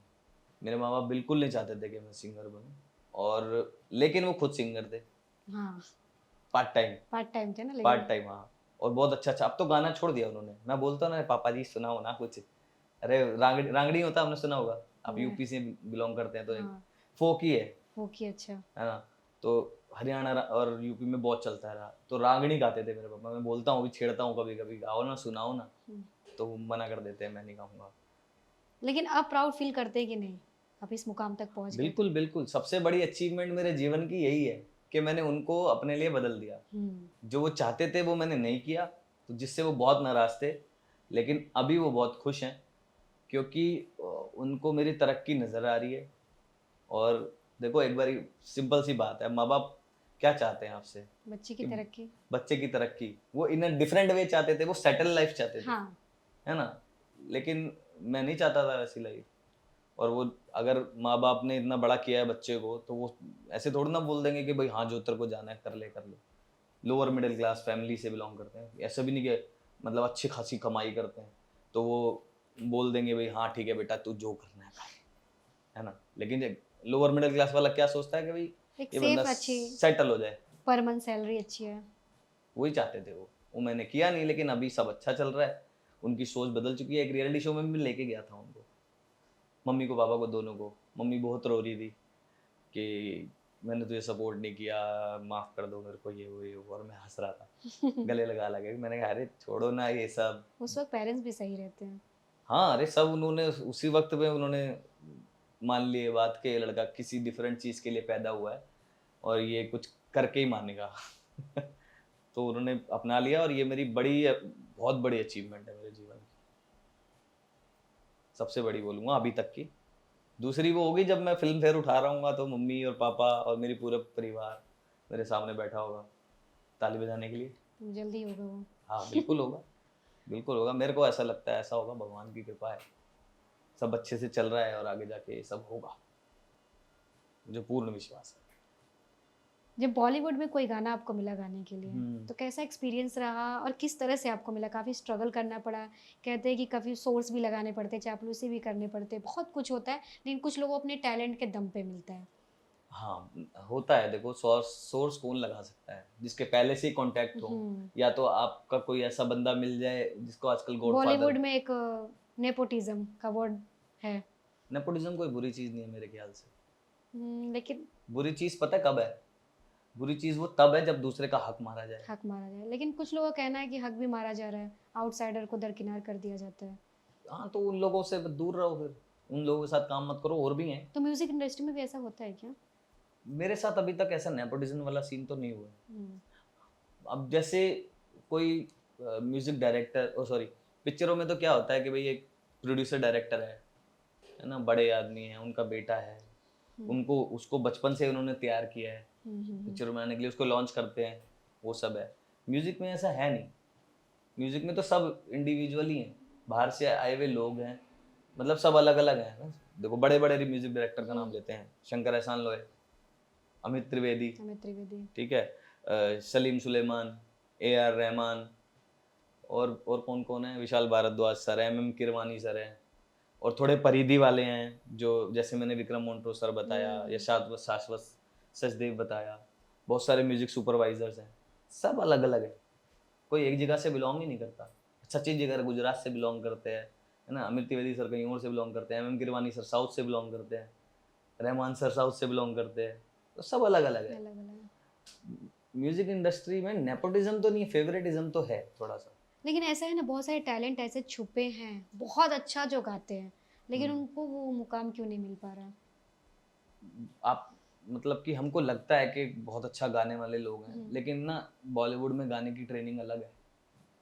मुझे भी लगता था कि मैं जो स्टेज पे गाता हूँ और मतलब मैं जहाँ पे भी गाता हूँ बढ़िया गाता हूँ, मज़ा आता है, सब खुश तो हो रहे हैं, मज़ा तो आ रहा है सबको। लेकिन बॉलीवुड सिंगिंग बहुत अलग डिफरेंट चीज़ है नॉर्मल स्टेज पे गाने से या क्लासिकल गाना सीखने से, वो सब है ना, क्योंकि सामने वाले के विजन को आपको समझना है पहले तो, कि उसने गाना किस पर्पस से बनाया है, क्या उसकी फील है, क्या उसके शब्द कह रहे हैं, है ना। और एक गाना बनता है जब उसके प्रोसेस में सिंगर भी शामिल होता है, जो बड़े बड़े मैंने बताया ना कि सबकी अपनी एक फेवरेटिज्म है, लॉबी है, एक सबका अपना एक ग्रुप है, जो कि बहुत अच्छी बात है, मुझे ऐसा लगता है। और नए नए ग्रुप बन रहे हैं, अब एक ग्रुप तो रहेगा नहीं पूरे जीवन में, एक उनका ग्रुप है, जैसे रहमान सर है, मोहित चौहान के साथ कितने सारे गाने करते हैं, क्यों? क्योंकि उनका है मतलब कॉम्बिनेशन बढ़िया है, हिट जाते हैं गाने। ऐसे ही तो सबके अपने अपने कॉम्बिनेशंस हैं, और मैं भी ऐसे कॉम्बिनेशंस में जाने की कोशिश कर रहा हूँ बहुत सारे न्यू म्यूजिक डायरेक्टर्स के साथ। पुराने वाले तो ये होता है कि भाई आप वायरल हो गए, आपका कोई गाना बढ़िया चल गया और उनको आपका काम अच्छा लगा, तो वो आपको कोलैबोरेशन के लिए आपके पास इनवाइट ज़रूर करेंगे, आपको बुलाएंगे, आपके साथ गाना ज़रूर करेंगे। और हाँ, हम बात कर रहे थे कि भाई जो अच्छे अच्छे सिंगर्स हैं उनको काम नहीं मिल हाँ। पाता, क्योंकि वो हाथ पैर नहीं मारते एक तो। अभी रिसेंटली सोनू सर का एक पॉडकास्ट देखा था मैंने, एक इंटरव्यू था बेसिकली, उन्होंने यही बोला था कि वो चबाना पड़ता है, सीखना पड़ता है। अरिजीत सर ने 6-7 साल प्रीतम दा के जैमेट में काम किया एज अ म्यूजिक प्रोड्यूसर, है ना। वो म्यूजिक बनाते थे उनके लिए और स्क्रैच गाते थे, गाते गाते गाते गाते क्या कर रहे थे वो, उनको चांस थोड़ा ना मिल रहा था, वो तो अपना काम कर रहे थे सैलरी पे, करते करते चबाते नहीं है लोग, बस आते हैं सीधा बोलते हैं उनको चांस चाहिए, ऐसे थोड़ी ना मिलेगा चांस। पहले की और आज के जो जनरेशन बहुत फ़र्क है। पहले के लोग चप्पल घस डालते थे मुकाम हासिल कर, आज को तो बस यूँ मिल जाए, मतलब हम गए नहीं कि हम सिलेक्ट हो जाएं, कुछ ऐसी मेंटालिटी आ गई है अब। हाँ, बहुत सारे लोग ऐसे ही सोचते हैं। और नहीं तो फिर देखो, घर घर और जिंदगी तो सबकी अच्छी चल जाती है, लेकिन जिसको बड़ा आदमी बनना है, जिसको पूरे अपनी हिंदुस्तान पहचान की बनानी। नज़र में आना है और अपने गाने सबको सुनाने हैं, बेसिकली कि ऐसा होना चाहिए कि भाई आप कहीं भी परफॉर्म करने जाओ, वहाँ पे आपकी ऑडियंस होनी चाहिए, तभी आप पॉपुलर हो। नहीं तो म्यूजिक तो आपको जीवन देगा ही बढ़िया, लेकिन नाम कमाना है तो चबाना पड़ेगा, चबाना पड़ेगा। घिसना पड़ेगा, जैसे आपने बोला ना, चप्पल घिसना पड़ेगा। तो मैं जब आया मुंबई में तो मेरे लिए तो बहुत डिफिकल्ट हुआ, जैसे कि मैंने बताया, ये इसके बाद मैं थोड़ा डिप्रेस्ड हो गया, परेशान हो गया एक रियलिटी शो के बाद, और मैं सोच ही रहा था कि करूँ क्या करूँगा। और मेरा उधर लाइव शोज बहुत अच्छा चल रहा था नॉर्थ इंडिया में, मेरा बैंड है, मतलब 8-10 साल से मैं शोज करता हूँ, तो मैं पैसे तो कमा रहा था, मजा आ रहा था, लेकिन मुझे ना अधूरापन लग रहा था। जो चाहिए था वो कहीं ना कहीं मिसिंग मेरे था। को ऐसा लग रहा था यार कर क्या रहा हूँ मैं, रोज जा रहा हूँ, शोज कर रहा हूँ, वापिस आ रहा हूँ पैसे लेके घर, बस अब क्या करूँ, अब इस पैसे को उड़ा दो, फर्नीचर खरीद लो, गाड़ी बाइकें खरीद लो, और ये और मन की शांति का क्या करो। गाने तुम्हारे बन नहीं रहे, नई नई चीजें तुम सीख नहीं रहे, नई नई जगहों को एक्सप्लोर नहीं कर रहे, है ना, बड़े बड़े लोगों के साथ आपका कोलैबोरेशन नहीं हो रहा, जो मन में सालों से इतना इच्छा है ना, रहमान सर के लिए गाना करना है, इसके लिए गाना करना है, अपने खुद का गाना बनाना है ना, और पूरा प्रेजेंट करना है अपने आप को, पूरा झोंक देना है, वो सब दिमाग में आने लगा मेरे। तो मैंने अपने बैंड को भी छोड़ दिया, म्यूजिक मतलब वहाँ से जो मेरे लाइव शो चल रहे थे उन सबको थोड़ा सा स्थगित करके मैं मुंबई शिफ्ट करने का प्लान किया। मुंबई शिफ्ट किया मैंने, और 6 महीने तो इतने मतलब कि डिप्रेशन वाले थे ना, बहुत ज़्यादा, क्योंकि फिर आपने काम छोड़ दिया, पैसे आ नहीं रहे, और अब यहाँ पर आप सोच रहे हो कि भाई अब करूँ मैं क्या? किसके पास जाऊँ, मांगू कैसे काम, मतलब कि कोई कोई गाइड नहीं कर रहा ना कि कैसे, लेकिन फिर आपको ज़िंदगी गाइड कर देती है किसी ना किसी तरीके से। तो मैं बोलूँगा मैं लकी भी हूँ। 6 महीने बड़े दिमाग ख़राब हुआ, फिर उसके बाद गाड़ी पटरी पे आने लगी धीरे धीरे, और यहाँ पे मेरा साथ दिया सोशल मीडिया ने। अच्छा। सोशल मीडिया से मेरा एक गाना वायरल हुआ, ऐसे ही जस्ट बैठ के मैंने गाया हुआ था, अच्छा। है ना, मतलब कोई अच्छा नहीं लग रहा, मैंने टकला हूँ एकदम, बॉल्ड मतलब इतने से बाल है, और बस मैं ऐसे मन किया गाने के लिए, बैठ के गा दिया, गा के फिर वो थोड़ा सा वायरल चला गया। तो कुछ यहाँ के इंडस्ट्री के लोगों ने देखा नंबर सर्च किया, बुलाया मुझे कि भाई आओ गाओ, ऐसे फिर 1 से 2, 2 से 3 काम चालू हो गया। ऐसे ही एक बहुत बड़ी शख्सियत है हमारे म्यूजिक इंडस्ट्री, इंडिपेंडेंट है, लेकिन वो किसी मतलब कि पिक्चर वगैरह के लिए काम नहीं करते हैं, वो एक एनवायरमेंटलिस्ट हैं, रिकी केज उनका नाम है, रिकी केज एनवायरमेंटलिस्ट हैं, और म्यूजिक का सबसे बड़ा जो अवार्ड है ग्लोबल ग्रैमी नाम है उसका, वो 3 बार जीत चुके हैं। अच्छा। हाँ, तो इंडस्ट्री के लोग उनको जानते हैं अच्छे से, आम पब्लिक थोड़ा कम जानती है, क्योंकि वो कमर्शियल म्यूजिक नहीं करते हैं, प्यार मोहब्बत वाले, वो गाने ऐसे बनाते हैं एनवायरनमेंट वाले, पेड़ के लिए, पौधों के लिए, है ना, मतलब कि समुद्र के लिए, हवा पानी के लिए, पहाड़ों के लिए, भाई हम लोग जो ग्लोबल वार्मिंग कर रहे हैं वो सब, है ना, हमारी मैसेज देते हैं, नदियों के लिए, जैसे हमारी माँ गंगा है, कावेरी है ना, या फिर हमारे देश के लिए, कि आओ मैं आपको अपने देश से मिलाता हूँ। तो उनके बिल्कुल ही डिफरेंट कॉन्सेप्ट्स हैं। तो उन्होंने मेरे को देखा और उन्होंने बोला कि सीधा आके मेरे बैंड में परफॉर्म करो। उन्होंने 3-4 गाने दिए, उन्होंने मेरे साथ जूम पे प्रैक्टिस करी, मेरे को प्रैक्टिस कराई। ऐसा भी नहीं कि मैं उनसे पहले मिला जाके, कुछ नहीं, उनको जस्ट आवाज़ अच्छी लगी मेरी, उन्होंने मुझे गाने दिए, हम लोगों ने जूम पे मीटिंग करके प्रैक्टिस किया, प्रैक्टिस करके फिर मैं सीधा शो पे गया उनके, मतलब सीधा स्टेज पे मुलाकात हुई मेरी उनके साथ। और जब मैंने पहली बार उनके साथ परफॉर्म किया उनको मैं बहुत अच्छा लगा, मुझे भी वो बहुत अच्छे लगे, हमारा एक बढ़िया कॉम्बिनेशन बना। उनके पास और भी बढ़िया बढ़िया सिंगर्स हैं, एक भी खतरनाक, मतलब ऐसा नहीं बोलूँगा एक भी 19 सिंगर है, सारे 20-20 सिंगर हैं, लेकिन स्टिल मैं गया वहाँ पे, मतलब वहाँ पे क्लासिकल सिंगर्स हैं, फोक सिंगर्स अलग हैं, रॉक फील वाले जिनकी थोड़ी ग्रंजी सी आवाज़ होती है, वैसे वाला सिंगर अलग है। अब मैं भी अपनी जगह बनानी थी, मैंने भी जगह बनाई, और लगभग 1.5 साल से मैं उनके साथ काम कर रहा हूँ अभी। ये हुआ, फिर उसके बाद विक्रम सर जिनके बाद शंभू दिया है जिन्होंने, उनके साथ भी ऐसे ही हुआ, उनको मेरी बड़ी अच्छी लगी आवाज़, उन्होंने मुझे बुलाया, और भी 1-2-3 चीज़ें उन्होंने मुझे गवाई, है ना, जस्ट ट्राई करने के लिए कि भाई तू करता कैसे, देखते हैं, और गाइड भी किया कि भाई तेरा जो डायनेमिक माइक है और जो कंडेंसर माइक है इसमें डिफरेंट होता है भाई, ठीक है, तेरी इतनी सी गलती पकड़ेगा ये। तो जैसे कि मैंने कहा ना कि भाई वो उसके लिए पूरी ट्रेनिंग करनी पड़ती है बॉलीवुड में गाने के लिए, तो मेरी ट्रेनिंग ऐसे शुरू हुई, और 6-8 महीने बाद मेरा डिप्रेशन छटने लगा, लोगों ने मुझे बुलाना शुरू किया, पॉलिटिक्स वाले गाने भी बढ़िया आए, है ना, जिंगल्स भी मैंने गाए, और ऐसे गाते गाते ये जो साइड वाले गाने हैं ये गाते गाते मेरी ट्रेनिंग हो रही है। उसके बाद फिर मेरे को मेन स्ट्रीम का गाना मिला, शंभू मिला, और भी बहुत सारे गाने हैं जो लाइन में लगे हुए हैं, वो आएंगे धीरे धीरे। और एक तो रिसेंटली एक मूवी में भी आने वाला है, जिसके बारे में बताऊंगा नहीं, मैं बता सकता नहीं हूँ क्योंकि आपके टर्म्स कंडीशन। मैं वेट कर रहा हूँ जब मुझे आगे से आदेश मिलेगा करण सर का, या करण मतलब करण जौहर की फिल्म है? नहीं उनकी बात नहीं कर रहा मैं, अच्छा, शाश्वत सचदेव सर का। अच्छा, जब उनका मुझे मिलेगा, क्या इजाज़त believe कर मिलेगी सकते हैं? कि अब आप प्रमोट कीजिए गाने को, तब मैं कर सकता हूँ।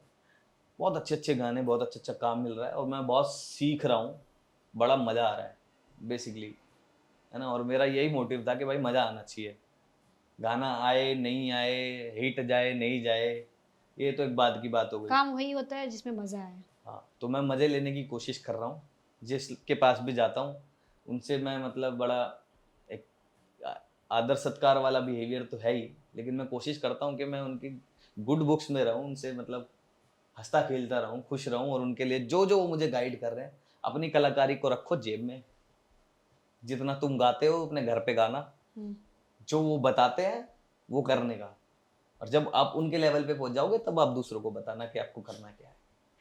तो यहाँ पे थोड़ा मस्का पानी लगाने की कोशिश करते हैं। नहीं वैसा वाला मस्का पानी नहीं, मतलब उनके गुड बुक्स में रहने के लिए थोड़ा ये सब तो करना ही पड़ता है। यारी दोस्ती करनी पड़ती है, थोड़ा हंसी मजाक करना पड़ता है, वो भी बड़ा सोफिस्टिकेटेड वे में।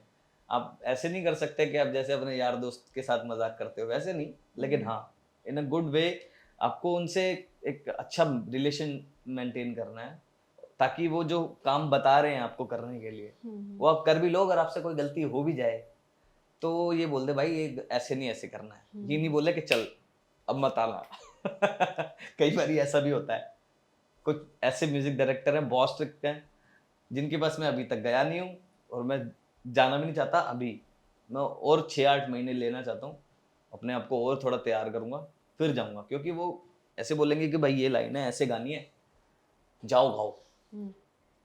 मैं कम से कम 10 बार सुनूंगा लाइन तब गाऊंगा, मुझे ऐसा होना चाहिए कि मैं एक बार सुनूं और जाके गा दूं, और वो भी सेम फील जैसे वो बता रहे हैं।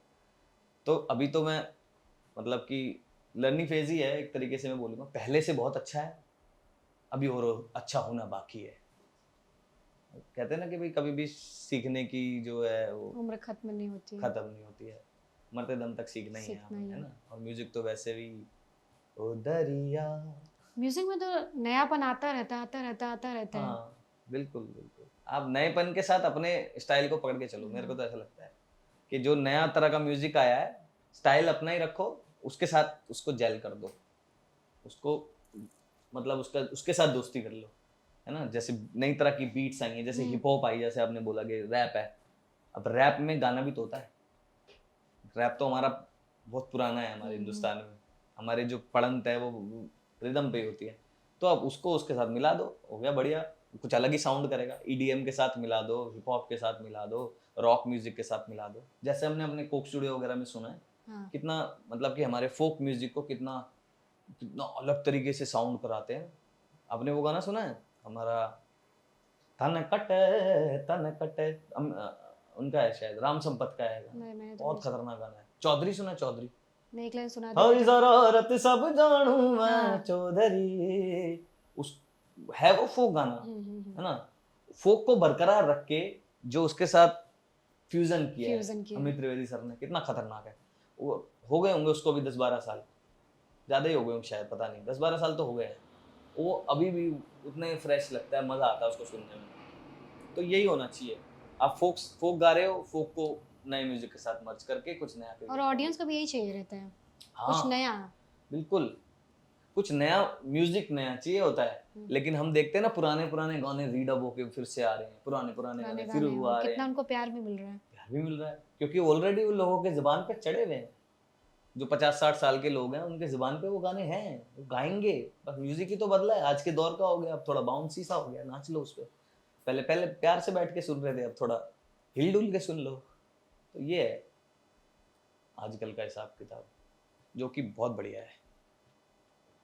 अगर एज अ सिंगर आपसे पूछा जाए कि म्यूजिक इंडस्ट्री में कुछ चेंज करना हो तो आप क्या चेंज करना चाहेंगे? मैं क्या चेंज करना चाहूंगा? मैं मतलब होते ना, ये चीज़ मुझे नहीं पसंद आ रही है, जो आज के यंग जनरेशन आ रहे हैं उनके साथ ये नहीं होना चाहिए, चेंजेस होना चाहिए। हर फील्ड में किसी न किसी को चेंजेस चाहिए रहता है।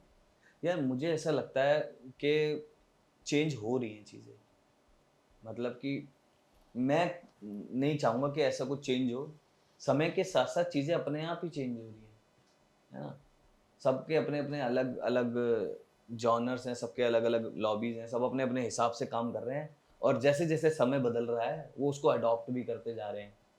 और रही बात नए सिंगर्स के काम करने की, उसके लिए तो एक ही क्राइटेरिया है, निकलो घर से बाहर, सुनाओ चीज़ें लोगों को, जाके मिलो, यारी दोस्ती करो, है ना? और उनको मतलब उनको इम्प्रेस करो बेसिकली अपने काम से, बाद में अपनी बातचीत और अपने बिहेवियर से, पहले अपने काम से। लोगों से मिलो जुलो, अपने सोशल मीडिया पे एक्टिव रहो, सब अच्छा ही है।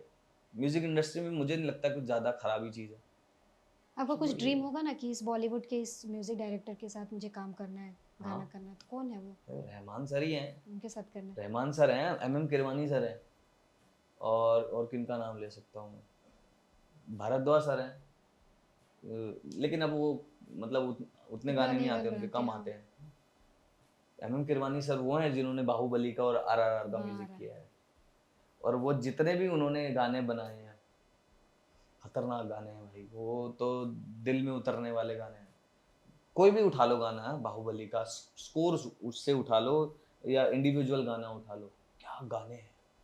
RRR के कितने अच्छे अच्छे गाने हैं। एक अमित त्रिवेदी सर के साथ है दोस्ती वाला वो गाना है, पानी में ऐसे दोनों के दोनों है ना, मिल रहे हैं, दोस्ती कर रहे हैं, क्या गाना है वो। तो उनके लिए मैं चाहता हूँ गाना। बाहुबली का कौन सा सॉन्ग आपको बहुत पसंद है, जो जन दिल को छू गया आपको? कौन है वो कहाँ से वो आया, चारों दिशाओं में तेज सा वो छाया, उसकी भुजाएं बदले कथाएं, भागीरथ तेरी तरफ शिव जी चले, देख जरा ये विचित्र माया। बहुत बढ़िया लगता है। अरे आपने बहुत अच्छा गाया है, ऐसा लग रहा है आपने वो गाना गाया।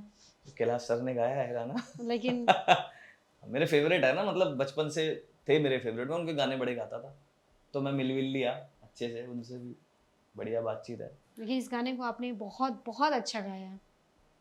थैंक यू सो मच, बहुत बहुत धन्यवाद आपकी।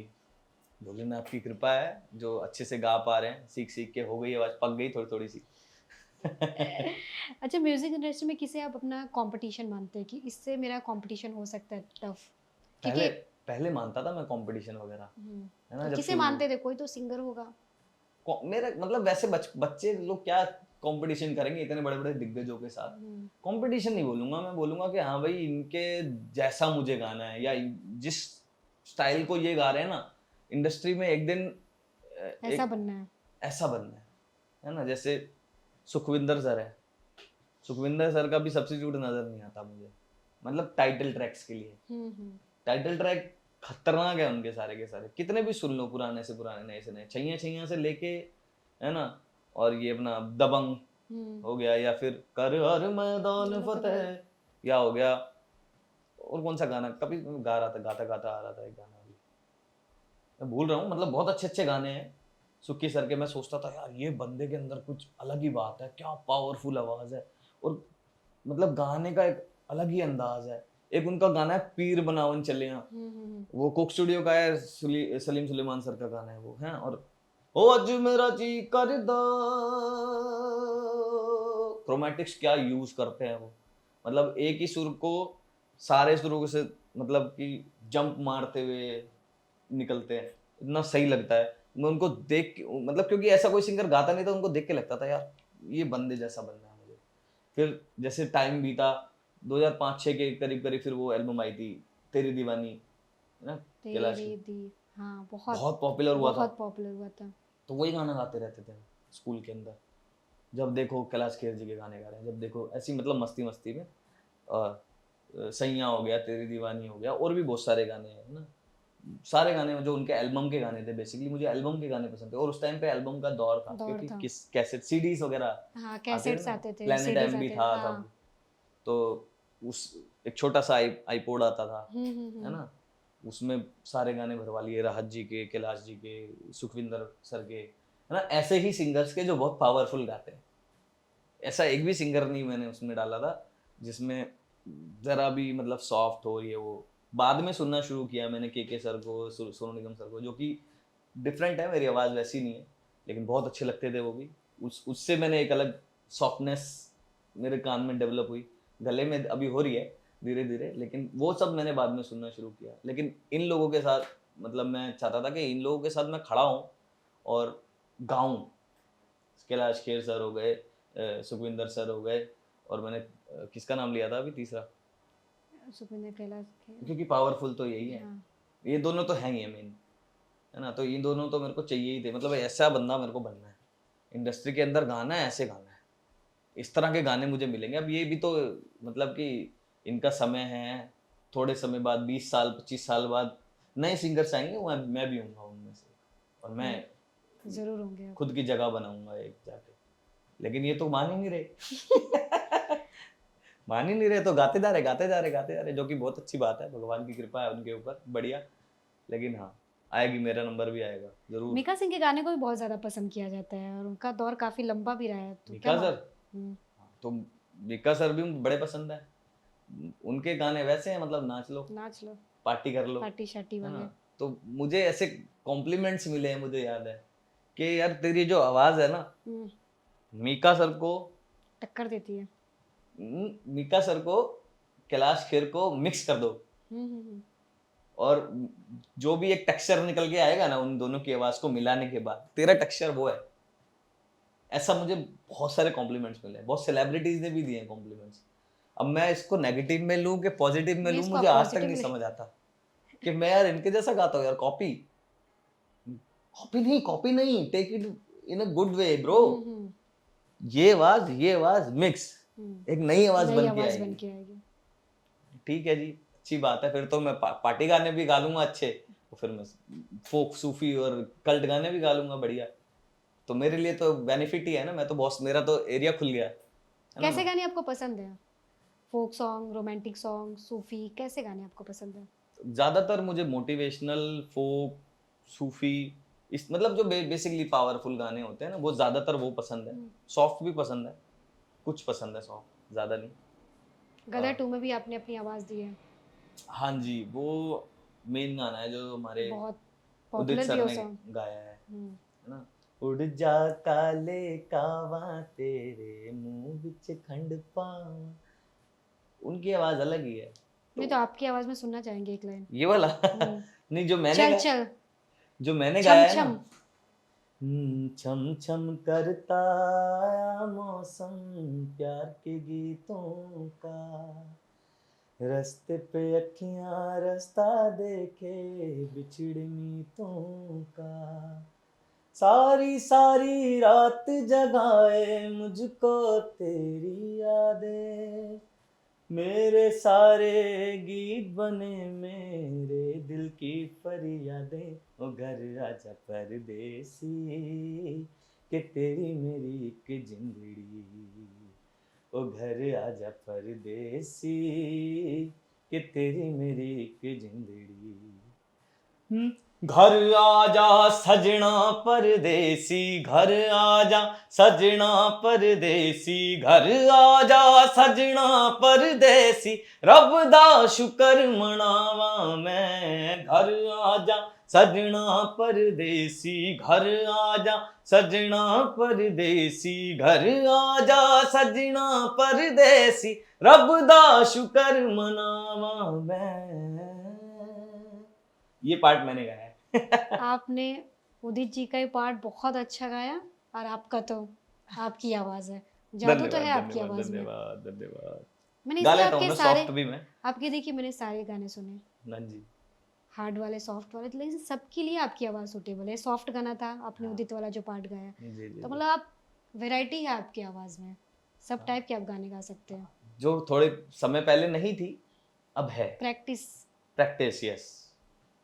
प्रैक्टिस ही है जो बनाती है इंसान को, है ना। चल, जितना सीखेंगे जहाँ जाओगे सीखोगे। मैं ऐसा नहीं बोलूँगा कि मैं बैठ के पूरा पेटी लेके रियाज करता हूँ अच्छे से। हाँ, वो भी करता हूँ, मतलब कि एक पूरा उसका टाइम होता है 1 घंटे का, कि भाई आपने पलटे वगैरह करने हैं, सरगम वरगम करनी है। पर्टिकुलर राग में प्रैक्टिस नहीं करते हैं, पलटे में ही कर लेते हैं ना, नोट्स बदल बदल के। लेकिन उसके अलावा जो प्रैक्टिस चाहिए वो 24/7 चाहिए, सोते में, जागते में, इधर में उधर में, हर जगह। अभी मैं यहाँ बैठा हूँ तो बात करते हुए भी मैं कुछ गाना मेरे दिमाग में चल रहा होगा, तो वो भी एक समय के बाद होता है ना कि आपके सबकॉन्शियस माइंड में वो चीजें फिट, सुर फिट हो जाते हैं, वो चलते रहते चलते रहते चलते रहते चलते रहते, तो वो प्रैक्टिस ही होती रहती है अंदर अंदर। बस आप गा नहीं रहे हो, लेकिन इधर चल रहा है। अब गाओगे तो मतलब कि जो हम गा के 10 बार में निकालेंगे, इधर चलता रहेगा 10 बार, तो 2 बार में मैं अच्छा गा है। और उसके बगैर तो कुछ भी नहीं हो सकता। एक इंटरेस्टिंग चीज़ आपके बारे में और पता है, गाने तो आप बहुत अच्छा गाते ही हैं, लेकिन आप सारे गानों पे सीटी भी बजा सकते हैं एकदम उसी के टोन में। हाँ, मतलब ये शौक सा है इससे। ये भी अपने आप में बहुत बड़ा टैलेंट है। हाँ, कह सकते हैं, आप कह सकते हो कि टैलेंट है, लेकिन मैं तो ऐसी मतलब कि शौक में, मजे मजे में ऐसी बजाता रहता हूँ थोड़ा थोड़ा। अभी बजा के भी दिखा सकता हूँ मैं आपको, लेकिन क्या बजाऊँ मैं सोच रहा हूँ। आपका कोई फेवरेट जिसे आप हमेशा गुनगुनाते हो? हम गैस करेंगे कौन सा है ये सॉन्ग। अच्छा। अच्छा, गलत वलत हो जाए ना तो क्षमा याचना है ना। ये गला नहीं है। ये विसल है, ये इधर उधर भी जा सकती है। अरे तो मैं कौन सी बहुत। हाँ, तो गलत हो जाए ना तो काट के मैं दोबारा करूंगा, फिर उसको हाँ हाँ चलेगा ऐड कर देना। अभी पहले ये तो सोच लूं गाना कौन सा गाऊं। चलो मैं सोचता हूँ दिमाग में।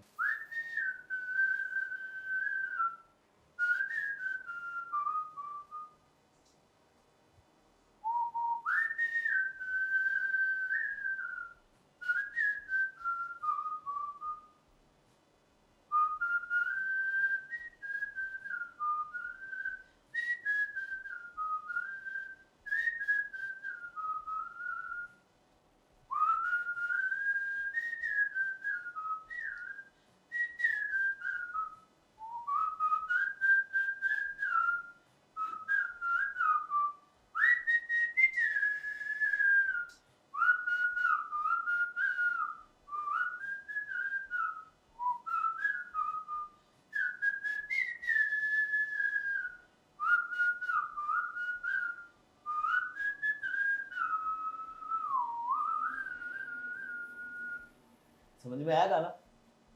मुझे समझ में आया, लेकिन उसकी वर्डिंग वो केसरिया, केसरिया। राइट? ये तो केसरिया इजी है, बहुत ज्यादा हाँ। आजकल पॉपुलर है। केसरिया तेरा इश्क है पिया, पिया रंग जाऊं जो मैं हाथ लगाऊं, दिन बीते सारा तेरी फिक्र में, रैन सारी तेरी खैर मनाऊं।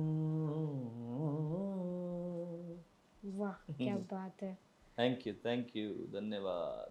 आपको बॉलीवुड में गाने गाने पसंद लगता है, या जो स्टेज पे आप कॉन्सर्ट करते हैं भीड़ के बीच में? देखो, दोनों के अपने फ्लेवर हैं। यहाँ पर आप किसी चीज़ को बना रहे हो, क्रिएट कर रहे हो स्टूडियो के अंदर, है ना, डिफरेंट फील है, अच्छा लगता है। नई चीज क्रिएट हो रही है, कुछ अच्छा बन के आया था, वाह यार मजा आ जाएगा ये जब सब लोग सुनेंगे तो। लेकिन जो लाइव परफॉर्म करने का जो मजा है ना वो एक अलग ही है, क्योंकि मुझे बहुत पसंद है। क्योंकि मैंने शुरू ही मतलब सीखना भी मैंने बाद में शुरू किया, पहले मैं स्टेज पे चढ़ गया और जब मैं स्टेज पे चढ़ के ऐसे ही गा रहा हूँ तो लोगों ने बड़ा प्यार किया। मतलब कि मैं कुछ हूँ भी नहीं और मैं जस्ट गाया और मैं एक लेकिन वो अलग competition- फीलिंग होती होगी ना, ऑडियंस की भीड़ आपके नाम से चिल्लाते होंगे। हाँ मतलब तब तो मैं अपने कॉलेज में की बात कर रहा हूँ कि मैं यंग हूँ एकदम, है ना, मैंने जस्ट गा दिया जाके और जितने लोग वहाँ पर हैं और आ गए, हम्म। है ना, बाकी सब गा रहे थे तो नहीं थे कोई भी। जैसे ही मैंने गाया तो 100-150 लोग और आ गए और सुनने लगे वहाँ पे, चल चल एक और गा। भाई ठीक है चलो एक और गा देते हैं, एक और गा दिया। एक 2-3 गाने फिर मैंने ऐसे गाए, फिर मैं नीचे उतरा तो भाई सबने बड़ा कॉन्ग्रेचुलेट किया, प्यार किया कि यार तू तो बहुत अच्छा है यार, ऐसे वैसे। तो मुझे बूस्ट मिला उससे, मैंने कहा यार ये तो बड़ी अच्छी चीज़ है, इससे तो बड़ा प्यार कर रहे हैं लोग। और फिर एक कंपटीशन में जीता और जीत के मुझे 1000 रुपये मिले। मैंने कहा यार पैसे भी मिल रहे हैं, पैसे भी मिल रहे हैं, प्यार भी मिल रहा है, तेरे को चाहिए क्या और, है ना। और ऊपर से तेरे को क्या कहते हैं, प्रोफेसर्स, स्टूडेंट नहीं प्रोफेसर्स बोल रहे हैं कि भाई तू इसमें फील्ड में आगे जा सकता है, पढ़ाई में तो जीरो है ना, तेरा कुछ होने वाला है नहीं, नौकरी कर लेगा से 20,000 रुपये की। एक एक दो तो ऐसे थे प्रोफेसर जो यही बोलते थे सीधा रिक्शा चलाएगा। तो फिर मुझे लगा कि हाँ यार ये बढ़िया चीज़ है और इसमें अपना करियर बनाया इसमें जाए। करियर बनाते हैं। तो मैं स्टेज पे परफॉर्म करना शुरू करा करते करते करते करते इतना प्यार हो गया, इतना प्यार हो गया स्टेज से कि मतलब कि मेरा पहला प्यार बोलूँगा मैं, मेरा स्टेज ही है। मतलब लाइव परफॉर्म करने में बहुत मज़ा आता है मुझे, स्पेशली जो ओपन इवेंट्स होते हैं। प्राइवेट कॉर्पोरेट तो चलो आपको पैसे कमाने हैं, हाँ, नहीं जो ओपनली होते हैं ओपन में Public- मतलब सब पब्लिक है, पब्लिक के बीच में। या तो कॉलेज में स्टूडेंट जो होते हैं, है ना, फूड फेस्टिवल, बियर फेस्टिवल, है ना, हर तरह का फेस्टिवल हो गया, या फिर कोई भी महोत्सव होते हैं या मेले होते हैं, है ना। तो अब मैंने काफ़ी सारे बड़े बड़े फेस्टिवल में परफॉर्म किया है 50,000 60,000 तक की ऑडियंस के अंदर, और उसका जो मज़ा है वो कोई मैच नहीं कर सकता, मतलब मेरे लिए। मतलब मैं कितना भी स्टूडियो में गा लूँ वो एक अलग फील है, मज़ा वहाँ पर भी है, अच्छा वहाँ पर भी लगता है, लेकिन स्टेज पे आने के बाद जो मज़ा है, जो खुशी मुझे महसूस होती है, जिस लेवल का डोपामिन मेरे अंदर रिलीज होता है जब मैं शो करके उतरता हूँ ना, तो मेरे को ऐसा लगता है कि अभी मर जाऊंगा, कोई दिक्कत नहीं है, मरना नहीं है वैसे। जीना है और ज़्यादा परफॉर्म करना है, लेकिन एक ऐसी फीलिंग आती है ना कि रिलैक्स हो गया यार, वाह, हाँ, क्या वो खुशी बात है। मिलती है कि हाँ खुशी मिलती है। फिर जब उसके प्यार- बाद जाके फिर अपने बैंड मेंबर्स के साथ बैठते हैं, थोड़ा सा गप्पे वप्पे लगाते हैं, है ना, तो थोड़ा एकदम मतलब सारा स्ट्रेस रिलीज हो जाता है, जो भी आपने महीने भर मतलब परेशान हुए या कोई भी इधर गए उधर गए, सर दर्द हो गया यार, थक गए बहुत बुरा, जितनी थकान है आप पूरे दिन से जागे हुए हो सब उतर जाती है। लोग समझते हैं वही स्टेज पे आया, स्टेज पे गया, नहीं, उसमें भी बहुत मेहनत लगती है। पहले तो पूरा जैम होता है, बैंड के साथ प्रिपरेशन होती है, 2 घंटे का शो आपने परफॉर्म करना है लगातार स्टेज पे खड़े होकर, ऐसा नहीं कि अब और गए उसमें कुछ 4 कट गाने भी गाए, नहीं होता है, कोई कट नहीं होता है, वन टेक। वन टेक होता है। मतलब एक परफॉर्मेंस हुई उसके बाद 20 सेकंड 15 सेकंड का गैप है, उसमें थोड़ा आपने बातचीत कर ली, फिर आपने स्टार्ट। और उसमें काफी थोड़ा बहुत कभी कभी रिस्क भी होता है, पब्लिक का मूड को कोई जानता नहीं है, नहीं अब मैं भगदड़ जानता मच हूँ। जाता है, फेंकने लगते हैं अंडे, फेंकने लगते हैं बहुत सारे कॉन्सर्ट में ऐसी खबरें न्यूज में आती हैं, हाँ डिस्टर्बिंग बहुत एलिमेंट्स, बड़े बड़े हाँ सिंगर के साथ ऐसा हुआ है। बिल्कुल बिल्कुल डिस्टर्बिंग एलिमेंट्स तो होते हैं जी। देखो हम 140 करोड़ हैं, 1% भी अगर गलत है ना मामला, 1% भी ऑडियंस गलत है तो बहुत बड़ा नंबर है वो। 1 पॉइंट मतलब 4, मतलब 1,40,00,000 बहुत है। इसमें से अगर 50,000 की ऑडियंस में हम परफॉर्म कर रहे हैं, 50 भी आ गए ना ऐसे तो बंटाधार है। आपके साथ कभी ऐसा हुआ है? हाँ बहुत कुछ हुआ है मेरे साथ, एक बंदूकें भी निकली है। क्यों प्राइवेट शो में ऐसा भी हुआ है, बंदूकें निकल और गई? क्या, निकल जाती है। और उसके बाद का जो मतलब उन्हें गाने नहीं पसंद आते या किस चीज की वजह से? नहीं नहीं देखो क्या होता है, हम गाँव ठेड़ में, है ना, बीएड वगैरह जगहों पे परफॉर्म करने जाते हैं तो लोग अमीर ही। अब क्या होता है ना, न्यूक्लियर हो गए कुछ लोग, जैसे एक परिवार है, बहुत अमीर परिवार है, उसका 1-2 बच्चे निकल गए बाहर शहर में रहने लगे, अब शादी करने के लिए तो वो वापस जा रहे हैं घर पे, या किसी बच्चे की शादी करानी है तो पार्टी तो वहीं होगी उनकी, और सारे म्यूजिशियन वहीं जा रहे हैं, साउंड वहीं लेके जा रहे हैं, तो बड़ा मैदान भी मिल जाता है गाँव वगैरह में, है ना, पूरा वहीं पे उन्होंने सजावट कर ली, वो सब हो गया। बंदूकधारी भी आ रहे हैं, सिक्योरिटी वाले लोग भी हैं वहाँ पे बहुत सारे, है ना, दाएं दाएं चल रही है। तो नॉर्मल है इंडिया के अंदर ये सब चीज़ें। ऐसा नहीं कि किसी को मारने के लिए आ रहे हैं, मार ही देते। तो डर तो लगता ही होगा। बहुत डर लगता है। डर तो मुझे मतलब 2-3 बार ही हो चुका है ऐसा। एक बार ही तो दिल्ली में ही हुआ था क्लब में, लेकिन संभल गई थी बात। एक बार ही हुआ था राजस्थान में, किसी एक एरिया में हुआ था, बाड़मेर या किसी साइड पे हुआ था। तो जैसे मैं गा रहा हूँ और एक गाने की रिक्वेस्ट आती है, ठीक है, गाया मैंने, थोड़ी देर बाद फिर गाया वही गाना, फिर थोड़ी देर बाद फिर क्यों गाया, क्योंकि वो बंदा मान ही नहीं रहा। अच्छा, डिमांड। हाँ, उस पे था असला। मतलब बंदूक की नोक पे गाते रहो। क्या कर सकता है आदमी उस समय पे। फिर मैंने भाई नजर बचाई, उसको देखा वाका, और जो जिन्होंने मैं बुलाया था उनको मैंने बोला, मैंने सर देखो ऐसे तो नहीं हो पाएगा, टाइम भी एक्सीड हो गया हमारा, और हमारी अलग सुबह फ्लाइट अलग है ना। तो प्राइवेट फंक्शन में तो क्या होता है कि भाई 9 बजे बोलेंगे शुरू करने के लिए, 11 बजे शुरू करेंगे, 1 बजे तक परफॉर्म कर रहे हैं, सुबह 5:30-6 बजे की फ्लाइट है, बताओ क्या करे आदमी। होटल भी नहीं जा सकते, सीधा सामान लो एयरपोर्ट जाओ, क्योंकि बीएड गिराने से एयरपोर्ट भी 2-2, 2.5-2, 3-3 घंटे दूर है ऐसा। तो बड़ी मुश्किल से वहाँ से निकल के आए, और जब निकल के आ गए तो फिर वही हंसी मजाक शुरू हो गया। क्योंकि किसी को कुछ हुआ नहीं ना, सब ओके था। सबको ये लगा कि यार अब इस चीज अगर ऐसा कुछ होगा तो इसके लिए अलग से इंतजाम करके जाएंगे, हम भी डंडे वंडे लेके जाएंगे और ये करेंगे। किया किसी ने कुछ नहीं, बातें शुरू हो जाती है, मजा आने लग जाता है। तो अब तो ये एक हंसी की बात हो गई है ना। और आगे भी ऐसे एक्सपीरियंसेस हो सकते हैं, इंडिया में हो सकते हैं। बिल्कुल हो सकते हैं, तो तैयार रहना चाहिए, बड़ा मजा आता है। हम कहाँ थे, क्या बात कर रहे थे? तो ये एक्सपीरियंस तो है आपका, कॉन्सर्ट का हम बात कर रहे थे। हाँ। लेकिन जब आप भीड़ के बीच कर रहे होंगे तो लड़कियां भी आ जाती होंगी, पप्पी झप्पी, ये एक्सपीरियंस भी तो आपके साथ हुआ होगा। हाँ देखो, ठीक है, लोग किस लिए बने आर्टिस्ट, इसीलिए तो बने हैं। लड़कियां भी और लड़के भी सब आए, प्यार करे अपन को, है ना। हम आती होंगी उनको सेल्फी लेने के लिए जरूर। बिल्कुल बिल्कुल पूरी भीड़ लगती है, और सेल्फी लेते हैं लोग, गले मिलते हैं, प्यार करते हैं। कुछ लड़कियां कुछ और भी किस वगैरह भी करना चाहती हैं, कई बार कर भी देती हैं, जो कि हम नहीं चाहते हैं, है ना। ऑब्वियसली मैं चाहता हूँ कि मुझे सब प्यार करे, लेकिन मैं थोड़ी ना सबको प्यार करूँगा, कैसे कर सकता हूँ। लड़के भी आते हैं, गले मिलते हैं, है ना। कुछ तो ऐसे समझ लेते हैं जैसे ये मेरा भाई ही है, पकड़ पकड़ के ले जाते हैं इधर उधर, भैया इधर आ जाओ फोटो ऐसे करने। लड़कियां भी होती हैं। एक बार तो स्टेज पे ही चढ़ गई थी एक लड़की, और मैंने म्यूजिक रुकवा दिया ये सब, गले में ऐसे हाथ डाल के माइक लेके अनाउंस करने लगी, कुछ कौन थी मुझे पता भी नहीं। और ये लड़के ने जो आज समा बांधा है, जो मजा ही आ गया आज तो, तुम मुझे अलग से मिलना। और भाई सब हंस रहे हैं, ऑडियंस में हंस रहे हैं, मेरे बैंड मेंबर्स हंस रहे हैं, कह रहे हैं छोड़ म्यूजिक चला जा। सेटल हो जाओ लाइफ। ये सब करने के लिए नहीं आया हूँ मैं स्टेज के ऊपर, मेरा काम है इन सबको खुश करना, सिर्फ एक को नहीं। गाना गा के वो भी। तो ऐसी चीजें होती हैं और मजा भी आता है, अच्छा लगता है। एक आर्टिस्ट की जिंदगी काफी चीजों से रहती है, फन एलिमेंट्स भी रहते हैं, कुछ रिस्की भी रहते हैं। रिस्की भी रहते हैं, फन एलिमेंट्स ही हैं एक्चुअली, रिस्की तो ज़्यादातर नहीं है। कभी कभी ऐसा एक्सपीरियंस होता है कि रिस्की हो जाए, जैसे कि मैं अभी बात हो रही थी थोड़ी देर पहले भी ना कैमरे के, कि भाई उस तरफ हम जाते थे यूपी में तो बड़ी सोच समझ के जाते थे, कि भाई डर लगता है, रास्ते भी खराब हैं, कोई लड़की साथ है, तो गाड़ियाँ 3 निकल रही हैं तो 3 ही साथ ही निकले, वापस आने के लिए निकले तो साथ ही निकले रात के, क्योंकि कई बार रात बेरात निकलना पड़ता है ना। क्योंकि उस समय मैं दिल्ली रहता था, तो दिल्ली से अगर यूपी जाना है आसपास के एरिया में तो फ्लाइट से नहीं जाएंगे, तो बाय रोड ही जाएंगे। हाँ। लखनऊ तरफ जाना है तब तो ट्रेन में चले गए, लेकिन 250-300 किलोमीटर तक का एरिया जो है उसमें तो आप बाय रोड ही जाओगे, तो बहुत देख परख के जाना पड़ता था।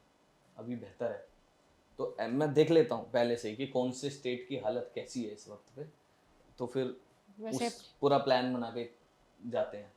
और कोई बनाए नहीं बनाए, क्योंकि मेरे ऊपर मेरी पूरी टीम होती है 10-11, कभी 12, कभी 13, कैमरामैन होते तो 15 भी हो जाते हैं।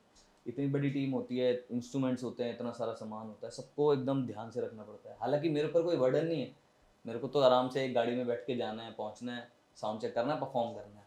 लेकिन अगर कोई कंपनी हैंडल कर रही हो या ऐसा कुछ हो तब तो अलग बात है, लेकिन मैं खुद जाता हूँ, मेरी खुद की टीम है, मैं खुद ही टेक केयर कर रहा हूँ, एक मैनेजर है ना, एक प्रोडक्शन वाला बंदा है, तो वो सब हैंडल नहीं कर पाते और मेरी तरफ ही देखते हैं एज अ लीडर। सब क्या करना है भाई, बताओ क्या करना है, तो मैं पूरा प्लानिंग करके जाता हूँ। जैसे आजकल पंजाब में बड़ा प्लानिंग करके जाता हूँ मैं, क्योंकि 2-3 बारी ऐसे चीज़ें हो चुकी हैं मेरे साथ। एक बारी मैं शो करने गया था, कहाँ गया था, पंजाब में गया था बेसिकली। कौन सी जगह पे गया था, जलंधर गया था शायद, गांव का इलाका था।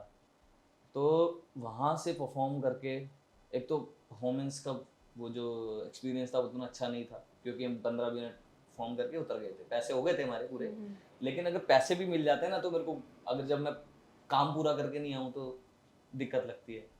वहाँ पे इवेंट्स इतने सारे ऑर्गेनाइज किए हुए थे उन्होंने, और कभी ये हो रहा है, किसी स्टेज पे ये हो रहा है, वो हो रहा है, कोई है ही नहीं सुनने वाला। 15 मिनट परफॉर्म किया, निकल गए। अच्छा, पब्लिक ही नहीं थी मतलब? पब्लिक ही नहीं थी। अरिजीत भाई क्यों कहते हैं कि भाई प्राइवेट शो में भाई जब मैं परफॉर्म करूंगा तो ज्यादा पैसे लूंगा, और जब मैं परफॉर्म कर रहा हूँ तो खाने की स्टॉल्स पे कोई नहीं जाएगा, इधर रहेंगे सब। अच्छा। ये डिमांड है। हाँ, तो ऐसा ही हुआ था। लेकिन वहां से आते वक्त आंदोलन शुरू हो गए। शायद उस टाइम पे कोई कोई धार्मिक गुरु अरेस्ट हुआ था, तो उस चक्कर में बड़ा आंदोलन से हो गए थे, बड़ी गड़बड़ थी वहाँ पे। बेसिकली आर्मी भी आ गई थी, बहुत भीड़ थी एक तरफ, मतलब ब्लॉक हो चुके थे हम चारों तरफ से। फ्लाइट लेनी है तो फिर 5-6 घंटे ट्रैवल करके जाओ, फ्लाइट बुक करो अपने पैसों से, फिर दिल्ली आओ, दिल्ली से फिर जहाँ भी जाना है जाओ, ऐसा करना पड़ता। नहीं तो फिर हमने क्या डिसाइड किया कि हम वहीं रुकेंगे, पंजाब में ही रुकेंगे। 2-3 होटल रूम लिए एक जगह पे कहीं पे, और वहीं पे रुके। और जब ये शायद दूसरे पैंडेमिक से जस्ट पहले की बात है, एक बारी फिर ऐसे ही हुआ, तब किसान आंदोलन हो गया। वो तो बिल्कुल ही ब्लॉक हो गया, मतलब खेतों के रास्ते से जाओ, नहीं तो जाओ ही मत। फिर अफवाहें उड़ने लगी कि भाई वहाँ पे कुछ प्रॉब्लम्स हो रही हैं ना, लोग मर रहे हैं, रेप हो रहे हैं, या ऐसी ऐसी चीज़ें, घटनाएं सुनने को मिली।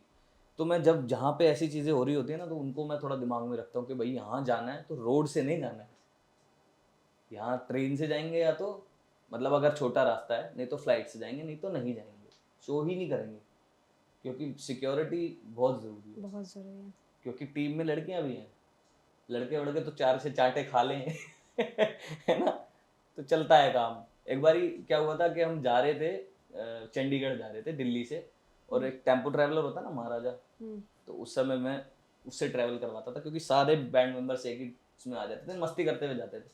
तो जा रहे हैं, रास्ते में रोक लिया किसी ने, वो बोल रहे हैं पुलिस वाले हैं, लेकिन वो पुलिस वाले थे नहीं, कोई और लुटेरे टाइप लोग थे ना, उनके ऐसे कटे वटे भी हुए थे यहाँ से। तो पहले तो लगा कोई, उसने बस वाले ने रोक ली और नीचे उतर के उनसे बात करने लगा, कह रहे कस्टम वाले, ये इसका बस का किस्तें रहती हैं, आप ऐसे इसको आगे नहीं ले जा सकते, आप चलो टोल के किनारे से वहाँ निकाल के लेके चलो। तो हमें एक पुलिस वाले का लड़का, मतलब पुलिस वाले उसके पापा हैं, वो गिटारिस्ट है, था मेरे बैंड में था, तो उसको थोड़ा शक हुआ, क्योंकि वो ऐसी चीज़ें सुनता और वो सब। कह रहा ब्रो उतरने की ज़रूरत नहीं है, सब एक अपने अपने हाथ में इंस्ट्रूमेंट के वो ले लो स्टैंड्स, कुछ भी गड़बड़ हो ना सीधा मुंह पे मारना। ठीक है भैया, ठीक है भैया। और प्रिया तुरंत, एक हमारी मैनेजर, उसको बोला कि तुरंत पुलिस को कॉल करो, अभी के अभी।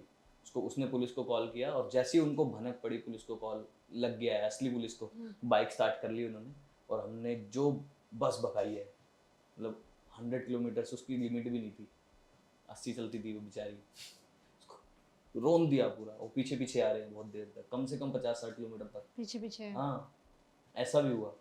तो एक्सपीरियंस तो बहुत सारे हुए हैं, लेकिन आज के समय में वो सब याद करके ना बड़ा मजा आता है कि यार हमने मतलब ऐसी आम जिंदगी नहीं जी है आर्टिस्ट होके भी ना, हमने सब कुछ फेस सब किया कुछ है। देखा है, रोलर कोस्टर। रोलर कोस्टर है, मजेदार। अब थोड़ी स्टेबल है लाइफ, मतलब पहले तो इतनी स्टेबल नहीं थी, बहुत ऐसे ऐसे ऐसे ऐसे थी, हर एक चीज के लिए बड़ा मेहनत और स्ट्रगल करना पड़ता था। आपकी बातें सुन के बहुत इंटरेस्टिंग कि आपकी लाइफ काफ़ी इंटरेस्टिंग भी है, काफ़ी कुछ आपने देखा है। हाँ। हर फेस को आपने देखा है। देखना जरूरी है मेरे ख्याल से, तो इसलिए मेरे को अमीर लोगों के लिए, जो बच्चे जो अमीर हैं पहले से ही, बचपन से ही, उनके एक्सपीरियंस अलग होते हैं ऑब्वियसली, सबका अपना स्ट्रगल होता है। लेकिन मैं ये सोचता हूँ ना, कभी कभी बैठ के या बात करता हूँ अपने दोस्तों से, गरीब दोस्तों से जो थे गरीब कभी मैं भी था, कि भाई यार इन लोगों ने ये नहीं देखा होगा, वो नहीं देखा होगा कि ये जो हमारे साथ चीजें हो रखी है ना, कि जान हथेली पे मर भी सकते हो बेटा, किडनैप भी हो सकते हो, ये भी हो सकता है, वो भी हो सकता है तुम्हारे साथ, है ना, स्टेज पे ही गोली पड़ी ढाई खत्म, कुछ भी हो सकता है, ये सब उन्होंने नहीं झेला। हमने झेला है, हमें पता है, हमने लाइफ के अलग अलग टेस्ट हर चखे हैं। फेस को देख लिया है, हाँ, और इसलिए हम आज इतने मतलब स्ट्रांग बन पाए स्ट्रॉन्ग हैं। बन पाया, राइट। अगर जैसे हम क्या कहते हैं ना, हमारे घर में हमने हमारे पेट है, हम पेट को बाहर छोड़ दे, क्या होगा उसके साथ? बाहर वाले जो डॉग्स हैं और वो सब हैं, क्या बुरा हाल करेंगे, उसको मार देंगे, उसको काट, मतलब अपने ग्रुप में तो शामिल करेंगे नहीं, है ना। पालतू कुत्ता घर में रहा है ना, बाहर जाके तो नहीं कर सकता वो कुछ भी, क्योंकि उसने सीखी उसको नहीं है सरवाइव जीवन। करना ही काफी मुश्किल हो बहुत जाएगा। मुश्किल हो जाएगा। तो वैसा ही है, अपन को कहीं भी छोड़ दो, छोड़ दो। अपन सरवाइव कर लेंगे। मेरे को बहुत अच्छी इंग्लिश नहीं आती है, पहले तो बिल्कुल नहीं आती थी, अभी मैं समझ लेता हूँ, थोड़ी थोड़ी बोल भी लेता हूँ। मैं विदेशों में जाके अकेले, कहाँ, यूरोप में या किसी भी मतलब कि उस वेस्ट साइड की हाँ कंट्री हाँ में, हाँ, मैं वहाँ पर भी सर्वाइव अकेला कर सकता हूँ। क्या किया है मैंने, है ना। किसी भी तरह की कंडीशन सिचुएशन हो, आपको पता है कि आपको जीना है, आपको कैसे जीना है, रोड पे इंसान के भी हो अंदर तो कॉन्फिडेंट होना चाहिए, हाँ बिल्कुल। मायने वो रखता है। कैसे बिल्ड कर रहे हो कॉन्फिडेंस, बिल्ड वो कर मायने नहीं रखता है, लेकिन कॉन्फिडेंस है है ये वो मायने मायने रखता रखता है, है। यस, तो आप कहीं भी सरवाइव कर सकते हो। बिल्कुल। अब तो कहीं भी कर सकता हूँ अब तो डर ही नहीं है। आपकी लाइफ का टर्निंग वो कौन सा सॉन्ग था जो टर्निंग पॉइंट कहते हैं ना? मेरे हिसाब से तो शंभू ही है। शंभू ही टर्निंग पॉइंट। बिल्कुल, मैंने गाने काफ़ी सारे किए हैं और रिलीज भी हुए हैं, कोई इतना तगड़ा हिट नहीं हुआ है, ठीक है। हम जानते हैं बहुत सारे आर्टिस्टों को, हम देखते हैं जब उनका गाना हिट हो जाता है तभी उसकी स्टोरी के बारे में जानते हैं, है ना। उससे पहले तो नहीं हम किसी को जानते, उससे पहले भी उन्होंने 85 गाने किए होते हैं, किसी का भी नाम उठा लो आप। तो वैसा ही है, हम अभी भी कर रहा हूँ, पहले भी बहुत सारे किए हुए हैं और आगे भी बहुत सारे करने हैं। कौन सा गाना आपको, एक ही बहुत है, बहुत है। एक गाना जेन्युइन हिट मतलब कि वैस नंबर्स में हिट नहीं कि भाई 200 मिलियन हो गया, नहीं। जेन्युइन हिट वो है जब आप स्टेज पे खड़े होके वो गाने की 2 लाइन गाते हो, 2 लाइन ऑडियंस गाएगी, ये होता है जेन्युइन हिट। मतलब कि मैंने भी एक गाना सुना हुआ है, मुझे प्रॉपर लिरिक्स नहीं आती, थोड़ी थोड़ी आती हैं, लेकिन मैंने उस गाने को सुना हुआ है, मेरे को सही लगता है वो गाना। और मैं भी बहुत सारे कॉन्सर्ट देखता हूँ, तो सामने से उन्होंने तो 2 लाइन गाई, बाकी माइक ऑडियंस पे, तो हम भी गा रहे होते हैं साथ में, हमें पता है ये गाना हिट है, ये जेन्युइन हिट है। तो मैं इस शंभू है वैसे इस तरह का सब, हाँ गाना। शंभू है उस तरह का गाना। कैसे कि किसी मेले टाइप के इवेंट में हम जाते हैं, या फिर जो स्टेट के फेस्टिवल होते हैं, हाँ। जैसे ताड़ोबा फेस्टिवल होता है यहाँ पे कानपुर में कह रहा हूँ, नागपुर में कानपुर तो यूपी हो गया। अभी एक हमने यूपी में भी किया था, जो फेस्टिवल्स होते हैं ना बेसिकली गवर्नमेंट के, तो उसमें स्पिरिचुअल गाने होते हैं, स्पिरिचुअल्स गाने होते तो हैं। वहाँ पर आपको पता लगता है कि आपने ये जो गाना गाया कितना हिट है। कितना हिट है। आपने गाना शुरू करा और ऑडियंस को आ गया एक्साइटमेंट, उन्होंने गाना शुरू कर दिया अपने आप, उन्होंने हाथ हिलाना शुरू कर दिया, नाचना शुरू कर दिया, सब अपने आप शुरू कर दिया। मैं बम लहरी गाता हूँ, तो बम लहरी गाते गाते में ही, मतलब 2-3 लाइन में ही सब बदल जाता है, माहौल बदल जाता है पूरा, क्योंकि वो जेन्युइन हिट है। जेन्युइन हिट है। और मेरी ज़िंदगी में अभी तक जो जेन्युइन है वो शंभू है, और अब आगे आगे और भी बढ़िया बढ़िया, शंभू की कृपा, हाँ शंभू की कृपा तो चलती रहेगी। चलती रहेगी। बिल्कुल, बिना कृपा के क्या होता है, इंसान कितनी मेहनत कर लेता है फिर भी बेचारा कुछ बढ़ नहीं पाता आगे। बहुत सारे लोगों को मैं ऐसे जानता हूँ जो मेहनत करते हैं, 6-6 घंटे रियाज करते हैं, लेकिन उनकी मेहनत कोई फल नहीं मिल पाता, उन्हें फल नहीं मिल पाता, परेशान हो जाते हैं बहुत ज़्यादा। इसीलिए कि भाई शुक्रगुजार होना बहुत ज़रूरी है। बहुत ज़रूरी है। किसी भी चीज़ को आप मानते हो, चलो मैं भोलेनाथ को मानता हूँ, आप अल्लाह को मानते हो, चाहे जीसस को मानते हो, या आप नास्तिक हो, लेकिन कोई एक शक्ति तो है ना इस दुनिया में। यूनिवर्स को ही ले लो, इतना ब्रह्मांड इतना बड़ा है, हम तो कण भी नहीं, छोटी सी इतनी सी कण है। मतलब अगर जेन्युइनली मतलब इसको बताओ ना, एक्सप्लेन करूँ तो जैसे एक पेन से डॉट मारो, उसको स्ट्रेच करो अर्थ के लेवल का, फिर एक डॉट मारो, फिर स्ट्रेच करो अर्थ के लेवल का, 4-5-6 बार भी करोगे ना, तब भी हम होते, तब भी हम बहुत छोटे हैं ब्रह्मांड के सामने। तो आप उस ब्रह्मांड से ही मांग लो, क्योंकि कुछ तो है जिसकी वजह से हम इस दुनिया में हैं, जीवन है, कॉन्शियसनेस है, हम बात कर पा रहे हैं एक दूसरे से, बिल्कुल है ना। तो ये कृपा होगी जब आप अच्छा महसूस करोगे, आप जीवन में आगे बढ़ने की इच्छा रखोगे, लेकिन ग्रेटिट्यूड होगा आपके अंदर आप थैंक यू किसको, मतलब जैसे आपकी मम्मी ने आपको खाना बना के दिया, बचपन से ही दे रही है, आपने कभी थैंक यू नहीं बोला उनको, लेकिन अगर अब से आप थैंक यू बोलना शुरू करते तो ये ग्रेटिट्यूड दिखाते उनकी तरफ, तो इसका जो नेचुरल इफेक्ट आपके जीवन पे होगा ना, आपको पता भी नहीं लगेगा। राइट, बिल्कुल सही। है ना, कि आपकी माँ आपको बचपन से खिला रही है, आपने कभी उसको ऐसे स्पेशली नहीं बोला यार मम्मी थैंक यू, आपने मुझे खाना खिलाया यार, आपने मेरा पेट भरा, है ना, और वो भी खुश होंगी और आप भी खुश होगे, आपके अंदर एक पॉजिटिव एनर्जी फ्लो करेगी, है ना। ऐसे ही किसी भी चीज़ के लिए, जैसे पापा ने आपके लिए बचपन से इतना कुछ किया है, थैंक यू बोल दो उनको। तरीका कुछ और भी हो सकता है, उनके लिए कुछ गिफ्ट लेके दे दो उनको, या मेरे को किसी ने गाना गाने के लिए बुलाया, बहुत अच्छा गाना लगा मुझे, जो भी होगा वो सब खत्म, पॉजिटिव फ्लो करने लगेगा। और ये ग्रेटिट्यूड की जो भावना है, ये हर चीज़ के लिए होनी हर चाहिए, चीज़ के लिए होना चाहिए, बिल्कुल सही। तो वैसे वहाँ से आपका ग्रोथ शुरू हो जाएगा। भगवान को मानो नहीं मानो छोड़ो, ग्रेटिट्यूड रखो हर चीज़ के लिए। मुझे जो भी मिला है जीवन में बहुत अच्छा है, मज़ेदार है, मज़ेदार। मौज आ रही है, देख लेंगे, क्योंकि कृपा है तो फिर क्या गलत क्या होगा, सब गलत बढ़िया क्या होगा, होगा? जिंदा ही बचे रहोगे तुम, जब तक तुम्हारी जीवन है तब तक तुम अच्छा काम करोगे, खुश रहोगे, ग्रेटिट्यूड रखो। राइट। जाते जाते आपका एक कोई फेवरेट सॉन्ग जो हमेशा आप गुनगुनाते हो और आपकी एकदम स्ट्रॉन्ग आवाज़ में सुनना चाहेंगे? क्या गाऊँ मैं? अच्छा, जो सुन के हमारे भी रोंगटे खड़े हो जाए।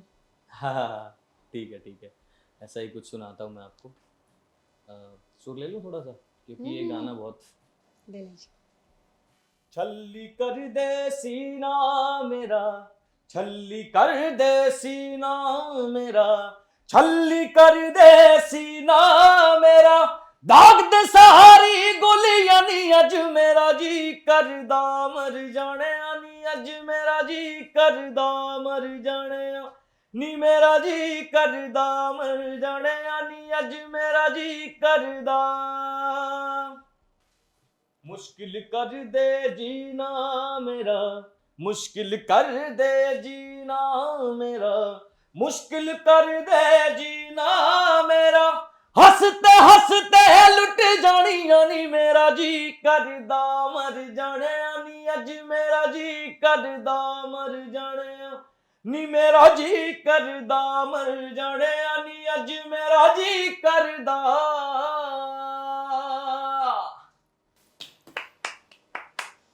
थैंक यू, पूरा रूम बोलते हैं ना गूंज उठा। धन्यवाद आप धन्यवाद बहुत पावरफुल आवाज़ है आपकी। धन्यवाद। एक मेरा फेवरेट थोड़ी सॉन्ग बॉडी है जो बनानी रह गई आपकी है आवाज़ में मैंने सुना भी है, ओरे पिया। मुश्किल गाना है, अरे बात। नहीं, आपने गाया भी है वो। हाँ, मैंने गाया है, लेकिन ये लेकिन गाना मैं- गाने से पहले मैं शायद 2-3 बार पहले प्रैक्टिस करता हूँ, फिर गाता हूँ तमीज से ना। ये पावरफुल गाने तो क्या ऐसे फ्लो में हो जाते हैं, लेकिन जो प्यारे प्यारे गाने हैं ना, उनको थोड़ा मेन तवज्जो, जिनको लगता है ना मुश्किल नहीं है, ये गाने बहुत मुश्किल होते हैं, बहुत मुश्किल होता प्यार है। से गाना ज्यादा मुश्किल होता है। अरे ये भी, इसमें भी काफ़ी बोलते हैं ना, जैसा पावरफुल गाना होता है काफ़ी पावर लगता है, ये आपके फेस पे वो दिख रहा था। हाँ बिल्कुल बिल्कुल। तो क्या आपने ओरे पिया बोला ना, हम्म। ताना बाना बुनती हवा है, बुनती हवा, बूंदे भी तो आए नहीं बाज यहाँ,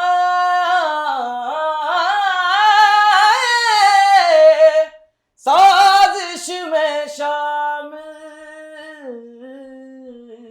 सारा जहां है, हर जर्रे जर्रे की ये इल्तिजा है, ओरे पिया ओरे पिया, ओरे पिया, ओरे पिया। थैंक यू, बहुत अच्छा आपने गाया। धन्यवाद। कहते हैं ना, आप कान में आपकी आवाज़ एकदम गूंज रही है। बहुत बहुत अच्छा आपने गाया। थैंक यू, बहुत बहुत शुक्रिया, धन्यवाद आपका। जादू है आपकी आवाज़ में। और आई होप कि बहुत आगे जाएंगे आप, और ऐसे फिर से अपना इंटरव्यू होगा हाँ जब आपके हाथ में अवार्ड होगा, जो डेफिनेटली, आपका सपना है। जरूर जरूर जरूर, बिल्कुल ऐसा होगा। लास्टली जाते जाते अपने फैंस को, ऑडियंस को क्या कहना चाहेंगे? अ, बस ये कहना चाहूँगा कि अभी अभी हमारा डेब्यू हुआ है, तो प्यार करते रहो, अपनी ब्लेसिंग्स देते रहो, और बस कामना यही करेंगे कि आपके लिए बहुत अच्छा अच्छा म्यूज़िक लेके आते रहें और आपका प्यार हमें दुगना करके मिले। थैंक यू सो मच, और मिलते रहेंगे अलग अलग प्लेटफॉर्म्स पर।